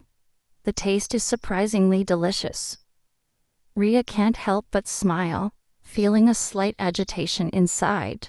With his heart in a fist, Veldimmer asks if he liked it, analyzing every detail of his expression. Rhea confesses, beaming, that the soup is amazing, and her mood improves instantly. The man smiles with relief. It is his first solo culinary adventure, and the result worried him horrors. Renia is surprised, because Shapiro usually takes care of the kitchen, and asks why Veldimmer has cooked today. Veldimmer admits that he is right, and explains that he wanted to do something special for his wife, a gesture to cheer her up. Veldimmer confesses to her that today, he wanted to cook for Renia himself, and she looks at him in absolute amazement. He gently feeds the girl with the spoon, striving to be the attentive husband he promised to be. Veldimmer reminds her that he wants to be a good husband, and Renia, embarrassed, accepts. The man asks if he wants more, and the girl replies that she does not object if he wants it. Before continuing, Veldimmer says that he must first receive his wife properly. At that moment, Shapiro bursts into the kitchen, watching with admiration, and celebrating his master's success. The butler tastes the dish with enthusiasm, and assures that nothing is impossible for Veldimmer. Renia explains to Shapiro that it's just a pot of stew, but the butler thinks he's in paradise. Shapiro assures, elated, that Veldimmer could be a chef, and his dishes would be famous all over the world. Renia thinks that the butler is strangely friendly today, and suspects that he is up to something. Shapiro, with a sly smile, tunes him in. He interrupts on purpose, provoking irritation in the young woman. Rhea gets angry when she realizes that the butler spoils her intimacy with her husband, and decides to resist. That night in the room, sitting on the bed, Brawl and Veldimmer discuss the events of the guild.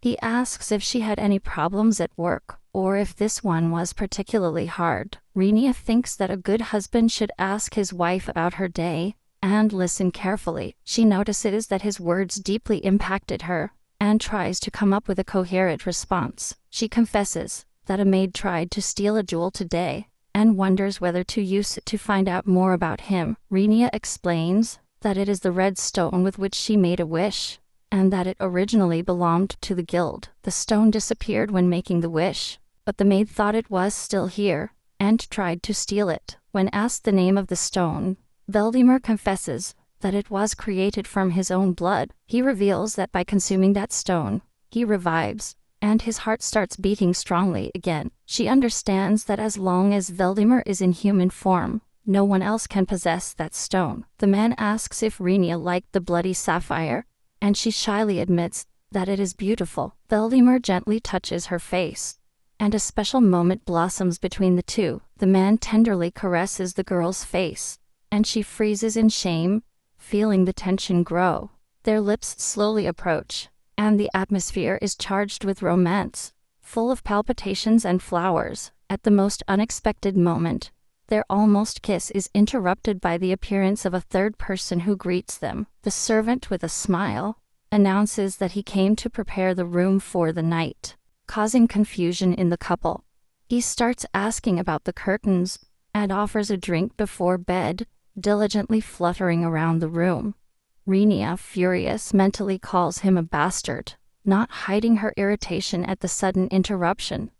The man, surprised and worried, asks the girl about the creation of a relative, and she calmly replies that it is Veldemar's relative. He, without hiding his concern, asks why he needs it, and at that moment his hand trembles, spilling the tea. She, with a smile and inner fire, explains that her relative intrudes into her marital life, and he does not know what to do. In the morning, Veldemar gently wakes her up, reminding her to go to work. Sitting next to her, he gently encourages her to wake up, while the sun's rays flood the room. Renia, in his arms, is surprised by his care, thinking that's what a good husband does. She, with a slight blush, wonders if happiness in marriage should always be simple. He, without waiting for a response, kisses her tenderly, as if he wanted to dispel all his doubts. His morning moment is suddenly interrupted by the energetic appearance of another person, who greets him with joy. She, full of determination, swears to teach that rude servant good manners, no matter what. The other guy, surprised, asks if she is really married to Veldemar. Hearing about her newly married life, Renia, embarrassed, tries to explain herself when asked if she is already married or not. The girl smilingly announces that she will get a divorce soon, so that the relative does not interfere with her romances anymore, and the other, stunned, asks if he plans to marry Veldemar. The young man warns him that getting rid of the familiar will not be easy, because a lot of magic was invested in its creation. Rena, with a sly smile, confesses that she just wants to teach the relative a lesson. In the kitchen, the servant offers his help, but the man, busy, refuses it. The man thinks that if he managed to wake up Renia with a kiss, being a good husband is only a matter of time. The servant, touched, assures that he is already the best husband, but he recognizes that he still has a long way to go. The servant, outraged, wonders how his master fell into the hands of an ambitious woman, believing that his very existence makes him the perfect husband. In the kitchen, the girl cheerfully calls Shapiro, who, embarrassed and bewildered, is distracted from his thoughts. Shapiro, boiling with indignation, rushes to fulfill the order, unable to believe that such an insatiable woman has married her master. At night, Shapiro runs to the yard to find Lady Renia, who is busy picking leaves. He asks strangely if it's the best time to clean. Seeing her busy, Renella, not hearing him well, asks, surprised, while sweeping leaves in the night. The girl, with an enigmatic smile, asks to come closer, hiding her plans. Shapiro, surprised by her bad hearing, approaches her determined. He advances cautiously, completely ignoring the trap that awaits him. Suddenly, a magic circle steals the magic from the familiar on the ground. Renia regrets that she missed one step to fall into his cruel trap. He coldly admits that, had it been so, he would have achieved it without hesitation. Shapiro, in a panic, asks where he learned that magic. His face reflects terror. Ria coldly replies that it's none of her business. Remaining calm, she comes over and advises him to worry about something else. Their eyes meet in a tense atmosphere. Renia explains that Valdemar can't use his powers without her, and if he lost the magic, no one would be able to help him. The boy, confused and hurt, asks what he has done to deserve this. Her eyes fill with tears. Rana, with a slight smile, remembers that she could not enjoy her newlywed life because he did not separate from Valdemar. Shapiro, desperate, justifies himself, insisting on his loyalty to the master, but the girl turns away from him. Calmly, she makes him see that he is going too far. With a slight smile, the girl advises him to stop obsessing about Valdemar. She asks Shapiro to at least once try to live his own life, and he receives her words stunned. Shapiro thoughtfully repeats about his life, considering for the first time the possibility of a change. Then, he watches the girl chatting happily with Valdemar, while he stands on the sidelines, deep in his thoughts. A couple in love kiss when saying goodbye, and Shapiro watches in amazement. A piece of advice resonates in his head: live your own life, while the couple looks at him strangely. Shapiro, repressing his feelings, wishes them a good time, and leaves in a hurry. The couple enjoys their kiss, and Shapiro finally understands the hint they were giving him. In a bright office, Edwin, sitting at the table, proposes to the young woman to talk about something important. The girl, confused, remembers that today she has a dinner with Voldemir, and does not know what to do. The man, distrustful, asks the girl about her plans, noticing that she has been very busy lately, and she, nervous, denies it. Renia hurriedly says goodbye, promising to see each other at dinner, and tries to convince herself that this is better. She wonders why the man was so focused, and decides to find out the reason. The girl remembers that he has been carefully checking the guild register for the past few days. Edwin, with a slight smile, says goodbye until dinner, returning to his documents. Suddenly, Renia bursts into the office, loudly announcing her hunger, and proposing to eat now. Edwin is surprised to notice that it is barely 3 o'clock in the afternoon. The girl cheerfully insists on an early dinner, as she longs to try the tomato stew. At the table, he asks if she doesn't like food, watching how she fiddles with the fork on the plate. Renia, distressed, confesses that she has no appetite, despite recently complaining of hunger, and the man is surprised at his change. The girl explains that she got fed up with cookies after lunch, and the man wonders when she had time to eat them. She asks to stop talking about food, and reminds that they need to discuss something important. At the table, Edwin is amazed that the girl also has a topic to discuss, and he looks at her intently. A tense pause stretches between them, both of them in silence, pondering their words. Renia, with renewed determination, asks why she was checking the register, if she wasn't interested in it before. The man calmly explains that the Lord scheduled a meeting about the guild, and he was checking that everything was in order. The girl points out that she has never prepared for a meeting like this before, and the man admits that this is why he could not give the Lord answers. Edwin confesses that now he wants to be ready to answer any questions, and the girl understands his motives. Renia thinks she has too many questions, and not enough time, while the image of the child with the tomato stew appears in her mind. The man cautiously asks why she filed for divorce so suddenly. His gaze becomes intense. She tries to explain it, but he insists that his reasons are not enough, and the tension grows between the two. Edwin confesses that he does not understand his action, because he recently gave him a suit, and that seems contradictory to him. Renia, confused, remembers her actions, and fails to understand what exactly she did. She realizes that she does not remember anything after the traumatic events of her past life, and this distresses her. Renia, smiling, explains that giving gifts has become a habit, hiding her nervousness. Edwin, thoughtful, asks if there is another reason behind his actions. In the silence of the luxurious room,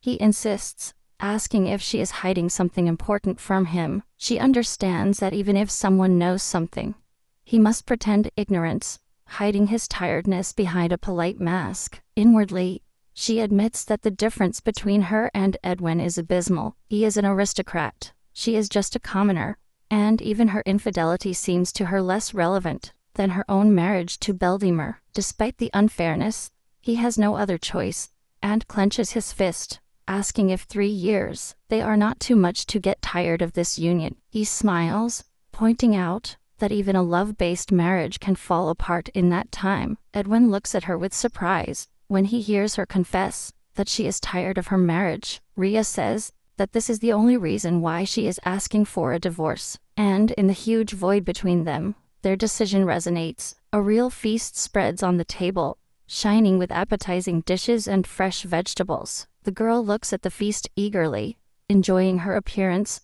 Although at dinners with Edwin she ate little, he understands that he can't eat even one more bite, because his stomach is about to explode from the overeating. Veldemar notices her strange state, and asks worriedly if something has happened today. She quickly excuses herself, explaining her tiredness, saying that she rushed home with all her might. The guy smiles, intuiting that he rushed so much to try his famous tomato stew. At the table, the guy notices that Renia really enjoys the food, and she nods smiling. He decides to eat a little more so as not to arouse suspicion, mentally begging his stomach to hold out a little longer. Rhea continues to eat with difficulty, praising the taste, while the boy watches her reaction with interest. He brings new dishes to the table, and the guy assures that he will love them too. Regia freezes, stunned, realizing that the food keeps coming.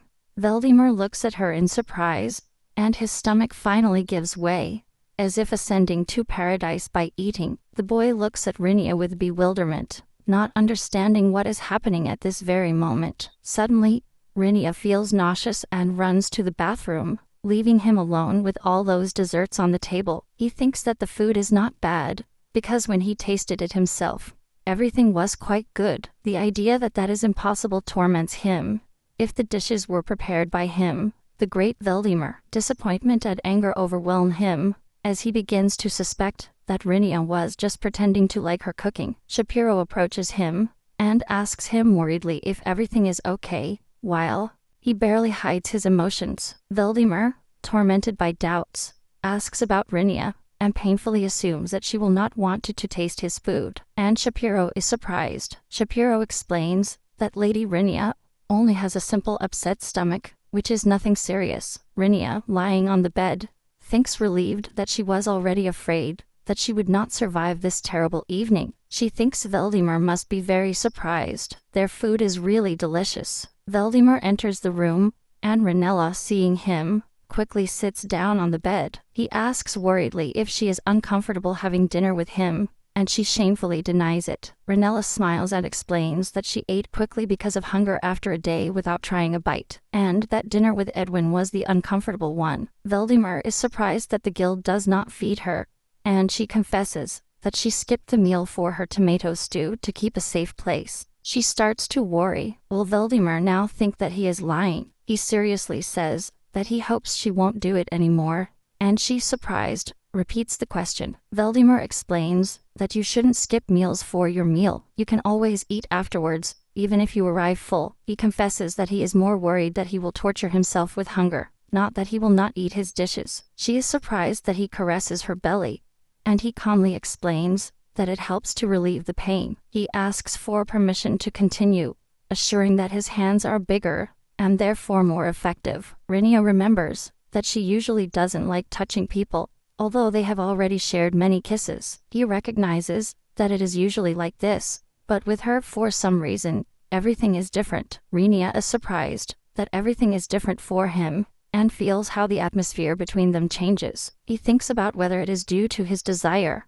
but believes that the reason lies in something much deeper. Veldemar looks at her tenderly, admitting to himself that next to her, he does not feel the slightest disgust. On the contrary, his feelings only intensify, and, overcoming internal barriers, he bends down to kiss her, filling the room with an exciting trembling. The girl runs down the stairs, indignantly accusing Shapiro of not having woken her up. She looks menacingly at Shapiro, warning that she will not tolerate them ruining her newly married life, and he reminds her of his words not to meddle in morning affairs. The girl grabs Shapiro by the neck, arguing that they are completely different things, and he, confused, does not understand the difference. Ahmed appears on the stairs, offering to accompany Renia, while the discussion continues below. The man is surprised that Renia is late, just as she is running away at full speed. He follows her with his gaze, thinking about how complicated it is to be a good husband. Rinia runs around the yard, clenching her fists and rushing. Realizing that nothing is easy, she returns home with the shopping, thinking that going downtown was a smart decision. Remembering his customs, he realizes with despair that he bought a suit for Edwin again. Trying to calm down, at least he comforts himself by thinking that he did not forget about Valdemar. The maid, with a smile, asks where Lady Rinia has gone this morning. With slight irony, the maid comments that it seems that the lady went to get clothes for Mr. Edwin. Rinia, with a forced smile, confirms that she bought something from the latest collection. Thinking about her meeting with Freya, Freya notices that Rinia buys clothes for Edwin, and she thinks she loves him. Is divorce just a theater? Rinia insists there is a divorce. Rinia defends herself by saying that they are old commissions. He was just able to pick them up today. Is it true, or a Machiavellian plan? Freya smiles, accepting the explanation, but Rinia looks at her with annoyance. Something doesn't fit in this scene. In her mind, Freya relives when she believed that Rinia loved Edwin madly, a perfect couple. What happened here? But seeing Rinia, Freya hesitates. Do you really want this divorce? The mystery intensifies. Rinia confesses to herself.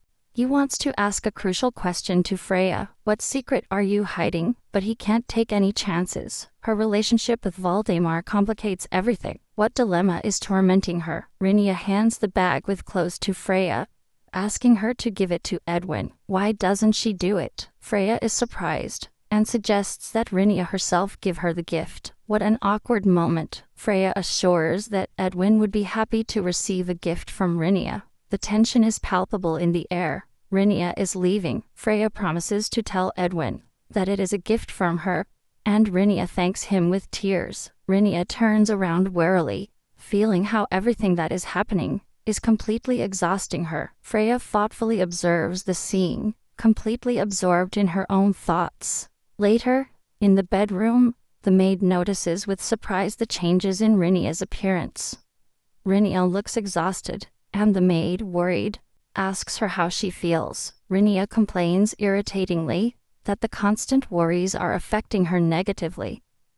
The maid asks about the contents of the package, and Rinia explains that she bought clothes for Valdemar while choosing things for Edwin. Edwin tenderly thanks Rinia for the gift, surprised by her thoughtfulness. Shapiro happily opens the package, sure that he will be delighted with what is inside, but soon he discovers something unexpected inside, something that will blow him away. Shapiro holds up 2 pairs of identical pants, confused by the purchase. Edwin notices Rinia's perplexity and asks if there was any mistake. Rinia, stunned, tries to explain the situation, overwhelmed by her blunder. In the store, Rinia confidently orders 2 pairs of the same suit, justifying it with her husband's carelessness with clothes. In this uncomfortable situation, he excuses himself by saying that the second pair of trousers came as a gift with the first. Smiling, he says that he could not refuse such a bargain, because 2 pairs are better than 1, and Edwin nods. Rinia,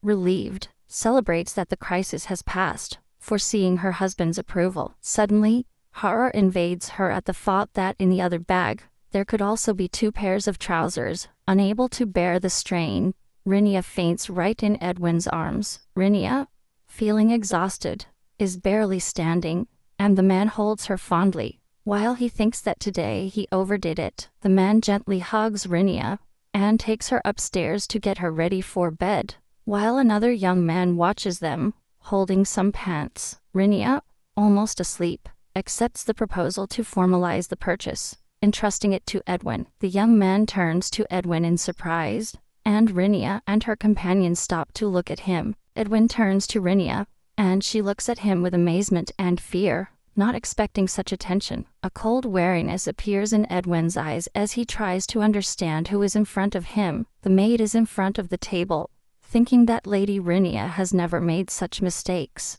2 identical shirts lie on the table, provoking astonishment. The girl thoughtfully tries to understand why the lady could have acted like this. Several people gather in the living room, and one of them asks for a certain Edwin. Shapiro comments that the name Edwin sounds masculine, which raises even more questions. He also claims that Lady Rinia knows that man well. He says her name often. The girl indignantly denies any special relationship. There is only work between Edwin and her. Suddenly, he realizes his mistake. He points to Shapiro and justifies the confusion by their resemblance. Shapiro looks at her suspiciously, making it clear that her excuses don't sound at all credible. With total arrogance, he declares that a mortal does not compare with his perfection. Shapiro continues to praise himself, insisting that he is unique and unrepeatable. The girl, trying to justify herself, explains that she confused them because of the hair and similar clothes. The guys agree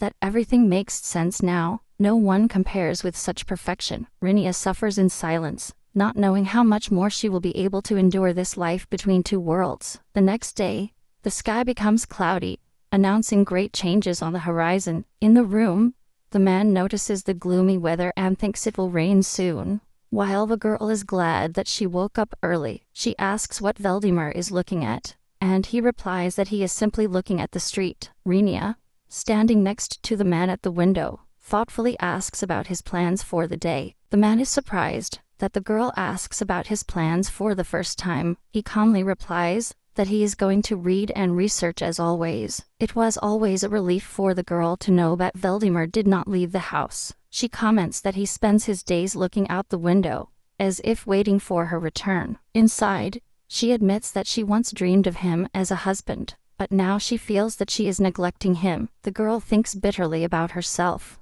like a bad wife, and the man asks worriedly if everything is okay. The girl decides that if Valdemar strives to be a good husband, she should also strive to reciprocate him. She asks Valdemar curiously about his favorite flower, but he confesses that he had never thought about it. For Valdemar, the most important thing is whether the flower is useful for his magic, not his personal preferences. Valdemar suddenly asks Rinia what her favorite flower is, and she is surprised by the question. Rinia says that the rose is her favorite flower, and Valdemar agrees that now she also likes it more than others. He admits that he likes everything that she likes, and gently touches her face. Rinia realizes with amazement that by researches, Valdemar meant inventing touching phrases. Valdemar is glad that his efforts and studies have really paid off. He decides that he should try even harder to be better for his beloved, and kisses her tenderly. Meanwhile, a business atmosphere reigns in the Colon Guild. One of the guild employees notes that the registration turned out to be much more detailed than he expected. Although all the documents are in order, doubts gnawed him inside. During breakfast, she wonders why Ranella is filing for divorce just now. The man is sitting in the dark, unable to find a logical reason.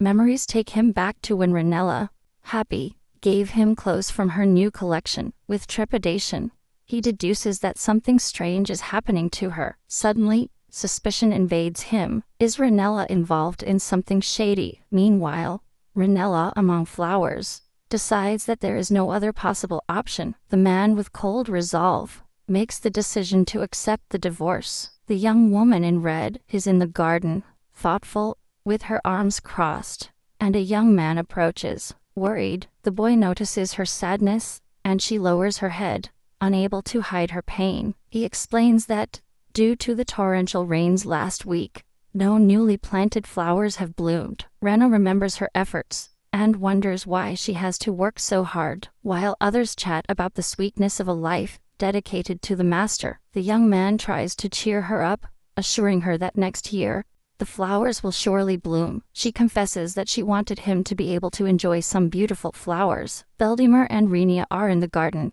and she admits that she wanted him to see something interesting, and not just the window. The boy asks, surprised, if she really planted the flowers for him, and the young woman confirms it. Somewhat embarrassed, the girl, hiding her face in her hair, acknowledges that she wanted to do something nice for him, since he always cares about her. Valdemar thinks tenderly about how good and attentive his wife is. The young man reminds her, smiling, that she has a husband who can fulfill her wishes. He, excited, proposes to show her the flowering of roses, provoking astonishment and joy in the girl. Rinia understands something important with surprise. His eyes open up enormously. She happily accepts and eagerly says, that she wants to see the roses bloom. The young man nods calmly. Together, they are among lush rose bushes, enjoying this magical moment. Valdemar firmly believes that he can fulfill any desire of hers. The girl looks at an open rose with amazement. The young man notes with a tender smile how beautiful roses are, holding a flower in his hand. Her heart fills with gratitude, and she expresses her feelings in a low voice. Among the blooming roses, the girl suddenly approaches the young man and kisses him gently, clinging to his shirt. The guy is stunned, while the girl looks away embarrassed, aware of her impulse. Renia tries to justify herself, claiming that roses are too beautiful, and she couldn't resist. The girl explains with a confused smile that the scent of roses has intoxicated her. Valdemar remembers his promise to fulfill any wish, and now blushes. Renia, head down, apologizes for her sudden outburst. The young woman feels a touch on her face with surprise and slight blush. The boy hugs her tenderly, assuring her that she should not apologize. He reminds her that he is her husband, and she wonders that he cares about a kiss. They both feel uncomfortable, but tenderness and emotion float between them. He reminds her that she should go to work, and she thinks that a good husband does not distract like that. Renia complains about the schedule while rushing with her husband to the guild. She considers asking for a schedule change to fulfill Renia's wish. He finds it funny, and all this is unexpectedly funny to him. Inside the house, Renia joyfully advances, but a maid cautiously observes her, suspecting something. The maid is surprised that they bought two identical shirts, and notices that the lady has not given them to Edwin. Renia, oblivious to suspicions, continues walking happily, not thinking about the forgotten shirts. The maid concludes that there are only two reasons: either the lady was distracted by something, or she is up to something unusual. The maid remains in the hallway, folded her arms, thinking that her mistress might not care if Edwin receives her gifts. A determination is drawn in his gaze, because if everything is related to the lady's desire, he will discover the truth. A young man in a black suit smiles, somewhat embarrassed by the sudden encounter. He apologizes for scaring the maid, and informs that Mr. Edwin wishes to have dinner with her. The girl, claiming stomach pain, refuses dinner by quickly walking away. With a slight smile, he asks to convey his apologies to Edwin, and hopes that his request will be heeded. The young man enthusiastically offers his help, and asks if she took her medicine, but she politely refuses, wanting to be alone. The girl, hiding her true intentions, explains that she wants to be alone, because she plans to keep an eye on Renia. The idea of Renia being involved crosses her mind. As his hand slowly stirs the drink with a spoon, the young man, with trepidation, reveals that the kingdom could soon face an impending calamity. Marquis Sharon, former commander of the Knights of the First Prince, notices that the second prince is acting suspiciously. In a dimly lit room, the interlocutors discuss the possibility of a rebellion on the part of the second prince. The Marquis's gaze hardens as he recalls an oath of unshakable loyalty to the first prince. In a tense silence, he wonders if they are willing to prove their loyalty to the first prince, if the occasion requires it. A drop of sweat appears on the forehead of the young man, who nervously confirms his readiness to carry out orders. At that moment,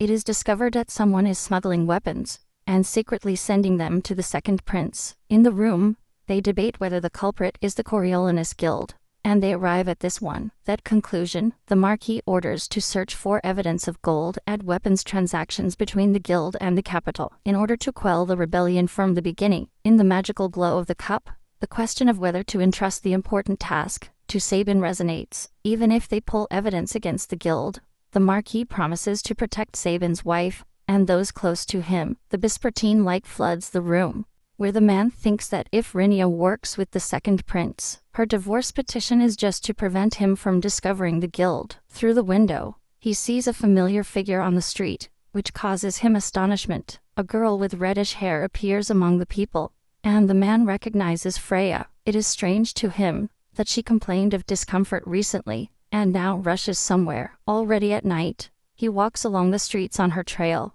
and believes that she is heading precisely here. The anguish grows inside her, because she suspects that something may have happened to her family. A girl with an intense gaze is hidden under the hood, and it's obvious that she's not Rinia. In the silence of the night, the house welcomes Rinia, wrapped in the soft light of the windows, on the stairs of the house to meet, and a warm and cheerful crossing of glances arises between them. The man smiles and declares that he will not allow his wife to waste a single minute, and she happily responds to his affection. Shapiro, with books in hand, notices with mild envy that Rinia is even more beautiful, and hurries to prepare dinner. The lovers are left alone, and the man decides to greet his wife in the only right way, filling the moment with tenderness. In a tender ecstasy, the heroine dreams of the future, imagining how her wish will be fulfilled after divorcing Javan. Rinia thinks that she will be left completely alone,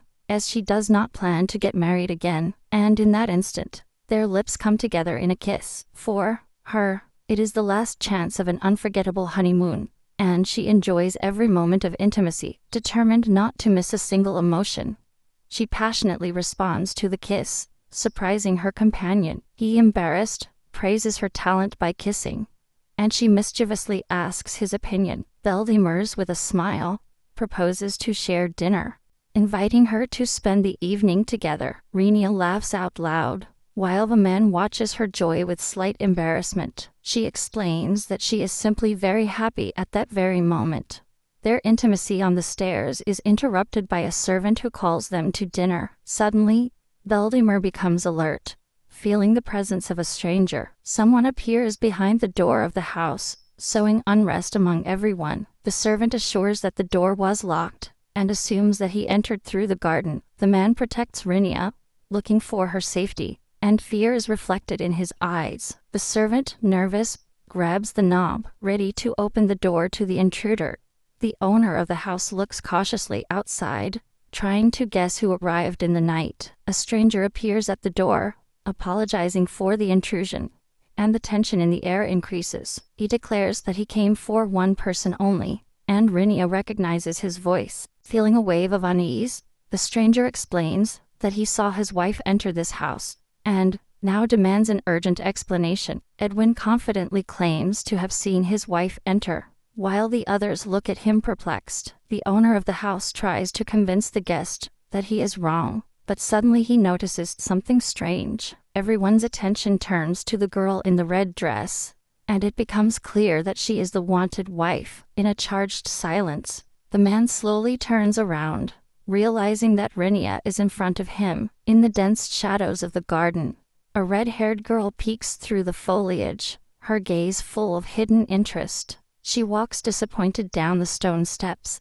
thinking she was hoping to find something magical, like a wish-granting statue. When he understands the truth, he looks into the distance with cold determination. It all came down to one lover. Despite the disappointment, he finds it intriguing. He believed that Rinia was only faithful to Edwin, and now this, through his mind, crosses an idea. Maybe her rival isn't as dumb as she thought. Meanwhile, a tense conversation breaks out in the room. They ask about the wife. Things are getting ugly. The woman in the red dress, with blood on her lips and a tense expression, is the center of attention. They point at her. A young man with an icy look introduces himself as Edwin Lafore, surprising everyone present. A charged atmosphere is created when a man says that someone looks familiar to him, and the woman lowers her head. They comment that they only knew one Edwin who worked with Lady Rinia, and the woman desperately thinks what to do. The man smiles and says that there is no one like that in the guild, increasing the general confusion. Beldimer claims that his wife, the owner's daughter, would not work there, and she clings to his arm, distressed. A dark-haired man suspiciously questions the girl's origin, calling her the daughter of the guild leader. Shapiro, confused and perplexed, does not understand what they are talking about. Among flowering bushes, two men comment on the incredible similarity of their clothes. In a darkened room, a man explains that his wife buys his clothes, while a woman in red is rushing up the stairs. In a tense atmosphere, all eyes are fixed on the young Ranella, who, troubled, lowers her head. Dark-haired Beldimer, frowning and putting a hand to his forehead, asks about the duration of the marriage. Edwin, on leaving, confirms that they have been married for 3 years, testing, causing astonishment in those present. He repeats the phrase with anguish, and a light-haired young woman runs towards him, prey to worry. A guest, feeling out of place, hurriedly leaves the room, leaving the others bewildered. Ranella, in a burgundy dress, promises with trepidation and tension that this conversation is not over yet. On the night street, she catches up to the man, calling him, and without letting him escape, the man, turning around, bitterly confesses that even in his worst nightmares, he did not imagine his betrayal. Ranella, with a trembling and reproachful voice, remembers that she too was tricked with another called Freya. Edwin replies warily, assuring that he is wrong, but the girl insists that he admit his slip. He calmly comments that this is not the time or place for fights, insinuating that she is needed in another matter. The girl, desperate, calls the man, who suddenly disappears, leaving her perplexed in front of the house. She runs after him, screaming his name, but he doesn't turn around. He just ignores her. Edwin, alone, looks into the distance with a faint smile. Immersed in his own dark thoughts, Shapiro, with an icy face, suspiciously asks the name of the interlocutor. Something's up. In a small room, Free debate whether the guild really belongs to the girl's father, and she weakly confirms it. The young man astutely remembers the advice of living his life, suspecting that it was a plan to hide a secret. Rinia, with an awkward smile, excuses herself by saying that she was constantly interrupted on her honeymoon. In response, the other woman, with a terrifying smile and restrained fury, repeats her words about the honeymoon. Rinia, head down and repentant, admits that she did not want to lie, and that she was going to ask for a divorce. Dark-haired Beldimer lies in the shadow, covering his eyes with one hand, and mentally pleads to be believed. Reflect on being the girl's second husband, and can't shake the feeling of bewilderment.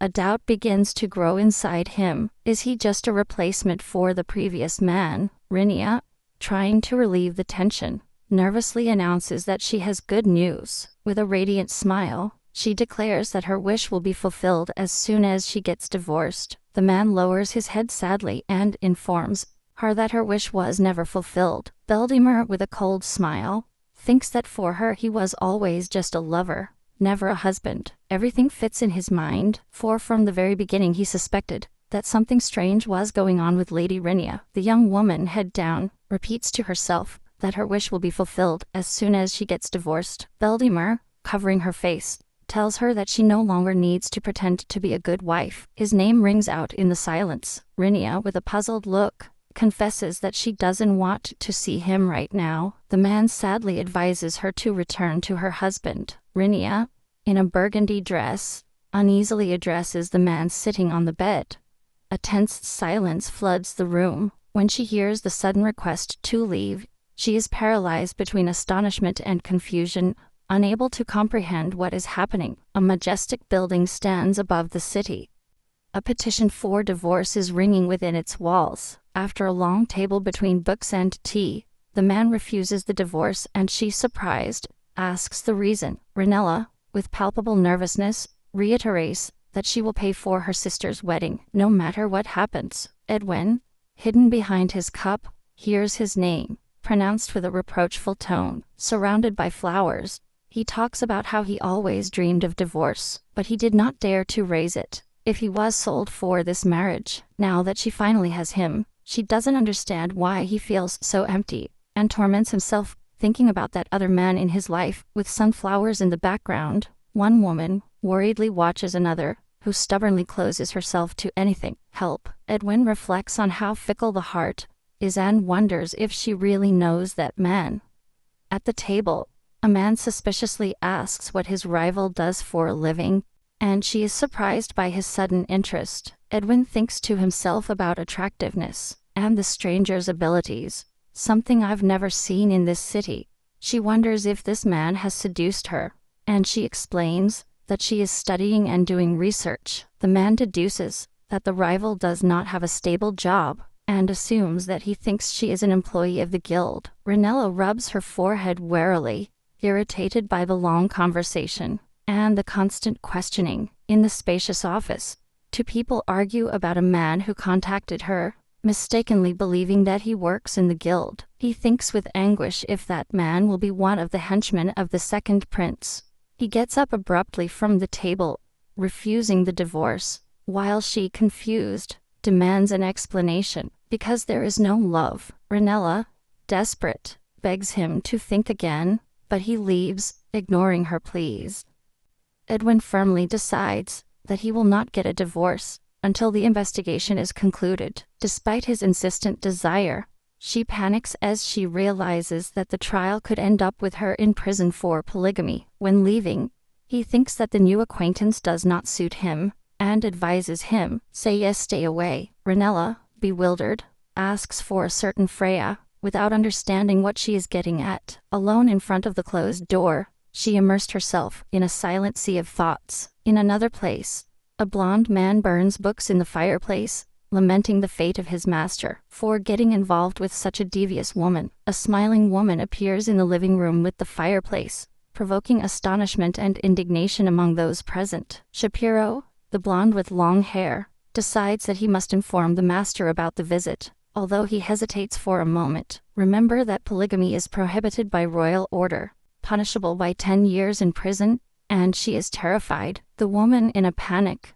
asks if he is going to tell on her. The man confirms his intentions if he does not get divorced soon, setting his condition. Ranella, with a forced smile, admits that the most important thing for her master is to break the seal, fulfilling his wish. With the fire burning in the background, they assure him that he has been very lucky in this situation. Ranella sits next to the man's bed, worriedly asking him how he is. Veldemars, with pain, recognizes that he cannot be well, lowering his gaze with dejection. She remembers how her first kiss was stolen by deceit, and thinks that she has lived a long time for such horror. Rinia, with compassion, says that she is really sorry, clenching her fist for the anguish. The man, looking thoughtfully at his interlocutor, asks if her marriage was for convenience. The woman recognizes with sadness that her father wanted to make her noble, and that's why she accepted this union. Rinia tells that Edwin's family was in debt, and he married her only if his father paid off the family debt. Veldemar notes that she did become noble and understands that the relationship between the spouses was anything but ideal. He reflects that if so, Rinia made a wish, because she actually fell in love with him. The man asks, surprised, if it is because of him that she is getting divorced, and Rinia is speechless. Words. She confirms, embarrassed, that everything happened because he fulfilled her first wish too literally. Recalling the past, the young woman admits that she was touched by his such tender treatment of her. Rinia confesses to him that she is divorcing for him, and he is totally shocked. She, with hope, asks to wait a little, hiding her great nervousness. Alone, the woman torments herself with doubts, not knowing how to convince Edwin. On the street, an arrest breaks out. A man angrily resists the guards. Among the detainees, the woman recognizes her own father in horror. Rinia runs in her long dress, sees a group, and exclaims full of anguish, "Enter the place with fear." The guards are carrying a man. His face is pure terror. A guard warns her not to approach, but the man runs to protect her. The man turns around and tells her that everything is fine, that there is nothing to worry about. He entrusts his care, and that of the guild, to another man, and leaves with the guards. Ranella watches them leave, perplexed, not understanding what is happening, or why everything has changed so suddenly. The young woman clings to the man, desperate, demanding explanations. He discovers that his father is being accused of tax evasion. She repeats the accusation, stunned, unable to believe what she hears. The man reflects bitterly, thinking that Lord could not do such a thing after all the money he was given. He asks the young woman to visit the Lord, to try to clarify the situation. The man is convinced that if he goes with Edwin, he will be able to reach the Lord, and the young woman is surprised at this proposal. Meanwhile, in the library, a man asks a maid why she was spying on Rinia. The maid decides that she must dispel her interlocutor's doubts, as she cannot allow him to become her enemy, and reveals how she saw Lady Rinia enter through the back door several times in the morning. The man recalls that the next day, Ranella commissioned him to deliver a gift where there were two identical shirts. The maid thinks that this should be enough to satisfy curiosity, because her interlocutor is persistent, and she prefers to be safe. Although soon after, Rinia returned and took the shirts, claiming that it had been a mistake. She confesses that she shouldn't have done it, but she couldn't ignore her suspicions. And the man points out that that's why he spied on Rinia. The man asks what he hoped to achieve with his actions, putting the maid on the ropes. The maid, with obvious nervousness, admits that she just wanted to be useful to Master Edwin. The maid, covering her face with her hands, apologizes for not having told it earlier, while the man tries to justify himself. The man apologizes for his brusque tone, and the maid is internally glad that the situation was easily resolved. Suddenly, a tense atmosphere invades the room, and someone urgently calls Edwin. Rinia, with her head down, asks directly if he was the one who betrayed her father, plunging the dagger into his heart. The man asks the maid to leave them alone, and she, with trepidation, immediately agrees. The young woman demands the truth from Edwin with determination, entering the room with a penetrating gaze. Rinia leans over the table indignantly, accusing her interlocutor of having checked the register. The young man calmly replies that it wasn't him, and they found no evidence of tax evasion in the search. She gets the idea that her father may have handed over a false registration. Edwin confesses that even for him it is difficult to understand what is happening. The girl asks him to accompany her to the Lord, to try to beg for her father's forgiveness. He explains that the sum of unpaid taxes was huge, but she insists that they can afford it or at least promise it. Edwin says that unpaid taxes should be compensated, because it is as natural as paying for mistakes. Rinia clenches her fist and asks if her father really deserves to go to prison. He tries to justify himself, but she demands to know who benefited from this whole situation. Rinia, desperate, asks if all this happened because of tax evasion. The young man, surprised, asks if she is insinuating him, and she replies for sure that she is right. She accuses him that,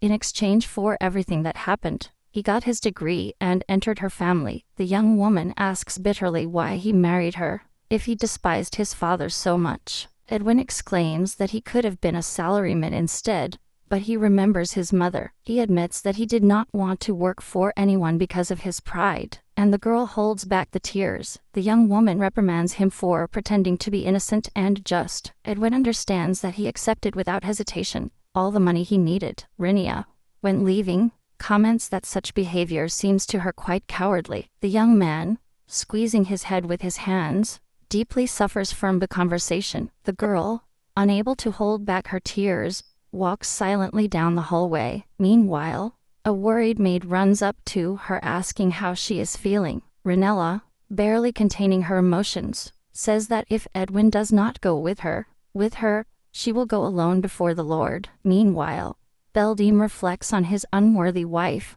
unable to hide his deep sadness. He remembers vividly how the young woman would go out into the garden, where her face would light up with a radiant smile. Veldimir, with his head down and his hand on his forehead, bitterly understands that he is really sick. With the twilight sky in the background, a majestic building stands and the inescapable feeling of change floats in the air. Rinella, with a lowered head, walks slowly towards the carriage, immersed in dark thoughts about the imprudence of others. He leans warily on the door, reflecting on the incessant bribery attempts he has suffered.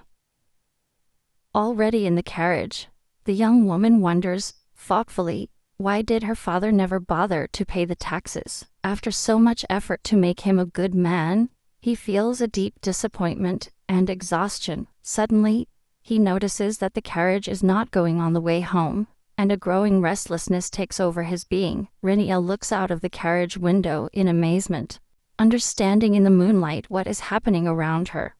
The carriage hurtles down a night path among trees, and she understands that she has been the victim of a kidnapping. She calmly reflects on the situation, admitting that it's nothing new for her, and that right now it's happening again. The awareness flashes in her mind that she is an ideal target, because she comes from a rich family, and at the same time, she is simple. The memories take her back to her childhood, When at the age of 5 she was already facing threats and fear, at the age of 11, she finds herself in a similar situation again, covering her ears in fear in the face of screams and threats. At the age of 15 he encounters a threat again, but he receives it with surprising calm and boldness. Ranella reflects on what is happening with slight fatigue, considering all this boring for her age.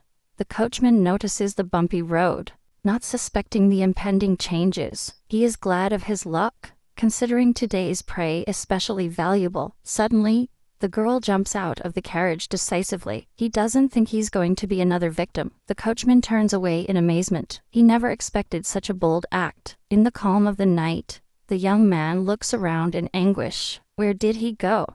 Rinia hides behind a rock, holding her breath, while he desperately searches for her. Her heart is beating at 1,000. She was almost caught, but she manages to escape by the hair. Remember that hand outstretched in the dark, full of care and unexpected support. In a sunny clearing, the young woman, still confused, accepts the help of a stranger who leans towards her. The man, with a warm smile, reaffirms his good intentions, illuminating her with hope. Among golden flowers and sunlight, the young man observes the girl with admiration. Noting her refinement, Rinia, with a slight smile, remembers how their fairy tale meeting ended in a wedding. In the darkness of the night, she treads carefully in the forest, thinking about the destination, and without blaming herself for her dreams. Alone among the trees, she tries to understand with anguish where the hell she is. Suddenly, he hears noises, and believing that he is a wild beast, fear is reflected in his wide-open eyes. Overcome by panic, she realizes that she cannot die like this and desperately searches for a way out. Rinia, full of courage, calls the beast in the hope of being able to confront it. An unexpected encounter with a girl puzzles them, and they look at each other in amazement. In the illuminated mansion, a maid bursts into the room asking for Lady Rinia. Shapiro, with a cup in his hand, sternly rebukes that entering someone else's house like that is disrespectful. The maid nervously informs that Lady Rinia is nowhere to be found, and doubts the success of the search. Calmly, the man replies that he sees no reason to deceive the guests. Being impassive, a maid enters the room, attracting everyone's attention with her worried face. The man asks in anguish if something happened to Rinia. His gaze becomes alert. The maid explains that Rinia is still not coming home after her visit to the Lord's castle tonight. She nervously suggests that she might have been kidnapped, and her words strain the atmosphere. The man clenches his fist, outraged by the audacity of the kidnappers. Aware that this is the wife of the great Veldemar, he warns that if something happens to Rinia before her wish is fulfilled, the consequences will be terrible, and his companion asks confused. Veldemar resolutely prepares to search for her, knowing that he must find her at any cost. In the moonlight, near a cabin in the forest, words of surprise are heard about how the girl came to this situation. The young woman with a smile refuses the clean clothes, asking only to be shown the way to the village. Sitting at the table at a humble house, she confesses that at the moment, she is escaping from her kidnapper. The man explains that he knows a safe route, but warns that it will be quite long. The family confesses that they are also running away. Surprising and touching the girl, Rinia realizes with astonishment and anguish that her family owes money to the Colon Guild. Unable to pay their debts, the family hides in the forest, their home filled with anguish. A tense atmosphere reigns at the table. Regretting what happened and not knowing what to say, Rinia understands with pain that if she had known the consequences, she would never have asked for that money. At night, despite being tired, she assures that she will be able to do it on her own, hiding her restlessness behind a smile. To watch her with concern, knowing that they will be waiting for her at the entrance of the village, Rinia thanks the help, bowing deeply, saying goodbye to those who supported her. She asks for forgiveness in a low voice,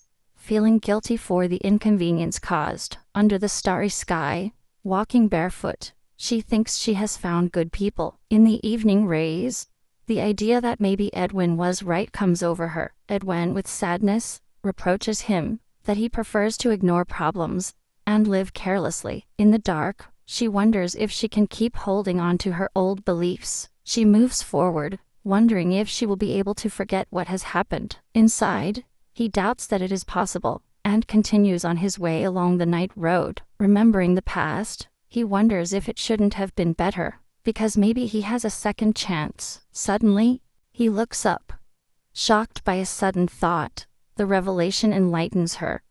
Now he understands that he must become a better person. At that moment, someone in the crowd calls her by name, running towards her with trepidation. Edwin, panting, tries to process whether she has really been kidnapped. The woman looks at him reproachfully, judging his attitude as cowardly. At that moment, another man turns around, surprised by the scene. Recognition arises in their gaze, because they meet again after years. Two strangers ask if he is looking for his wife, increasing the tension. Edwin claims for sure that he will find her alone, and asks that they not worry. Beldimers with dark hair hopes for success, remembering that a gentleman should protect even his wife. Tension erupts between them, but one proposes to unite for the common goal, and focus on the search. A member of the group decides to continue searching, but they warn him that his way is useless, because there is no path. Beldimers, with cold assurance, strikes back with a question.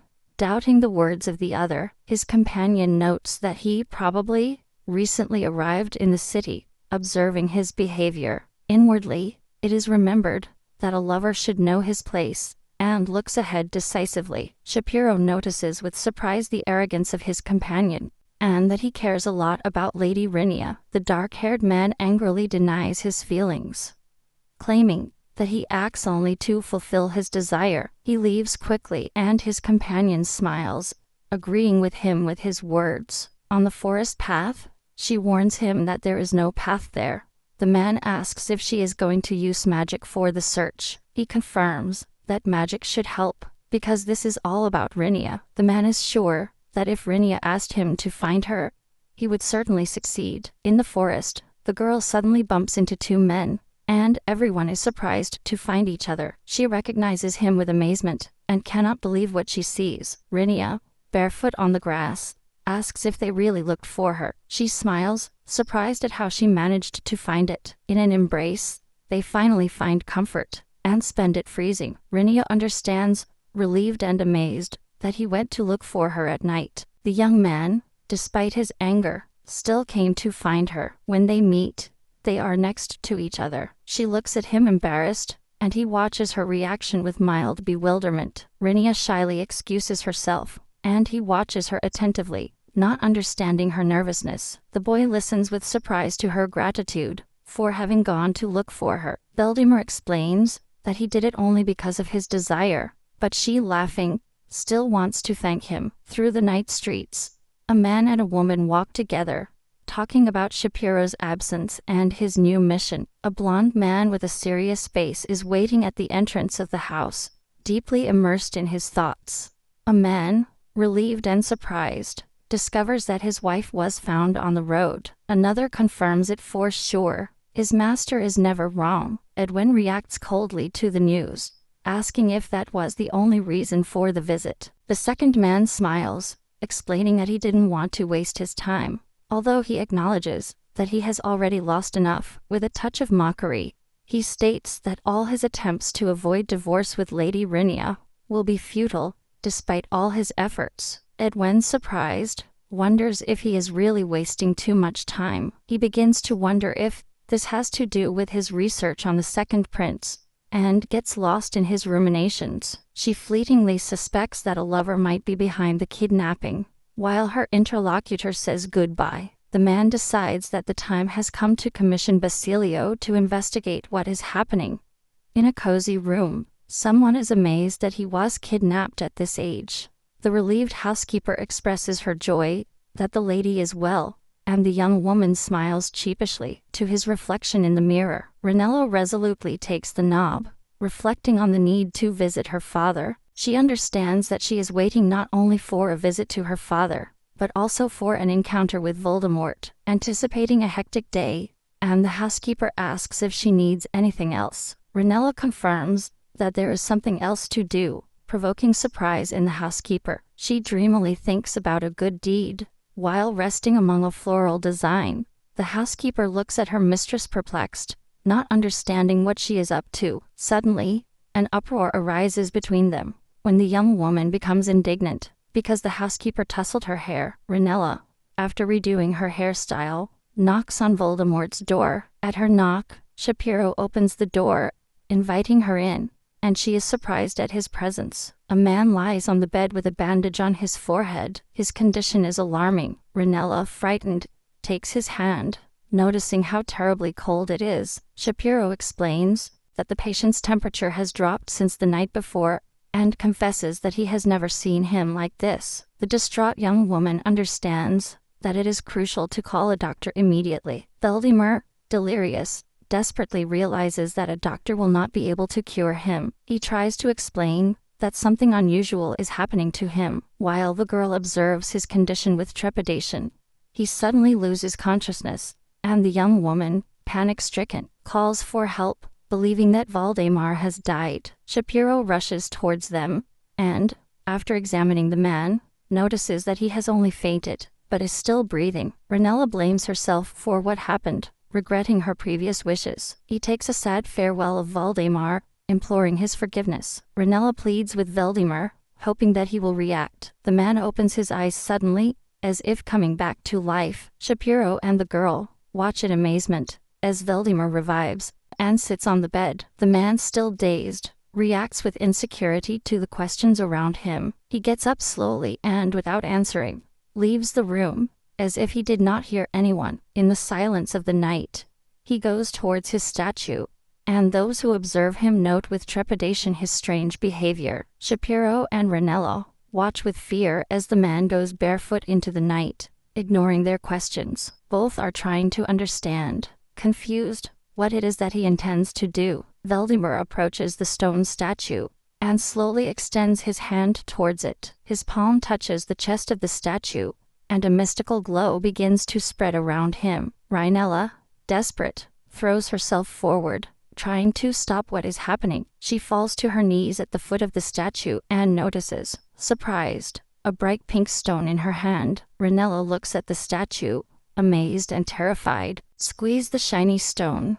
and try to understand what just happened.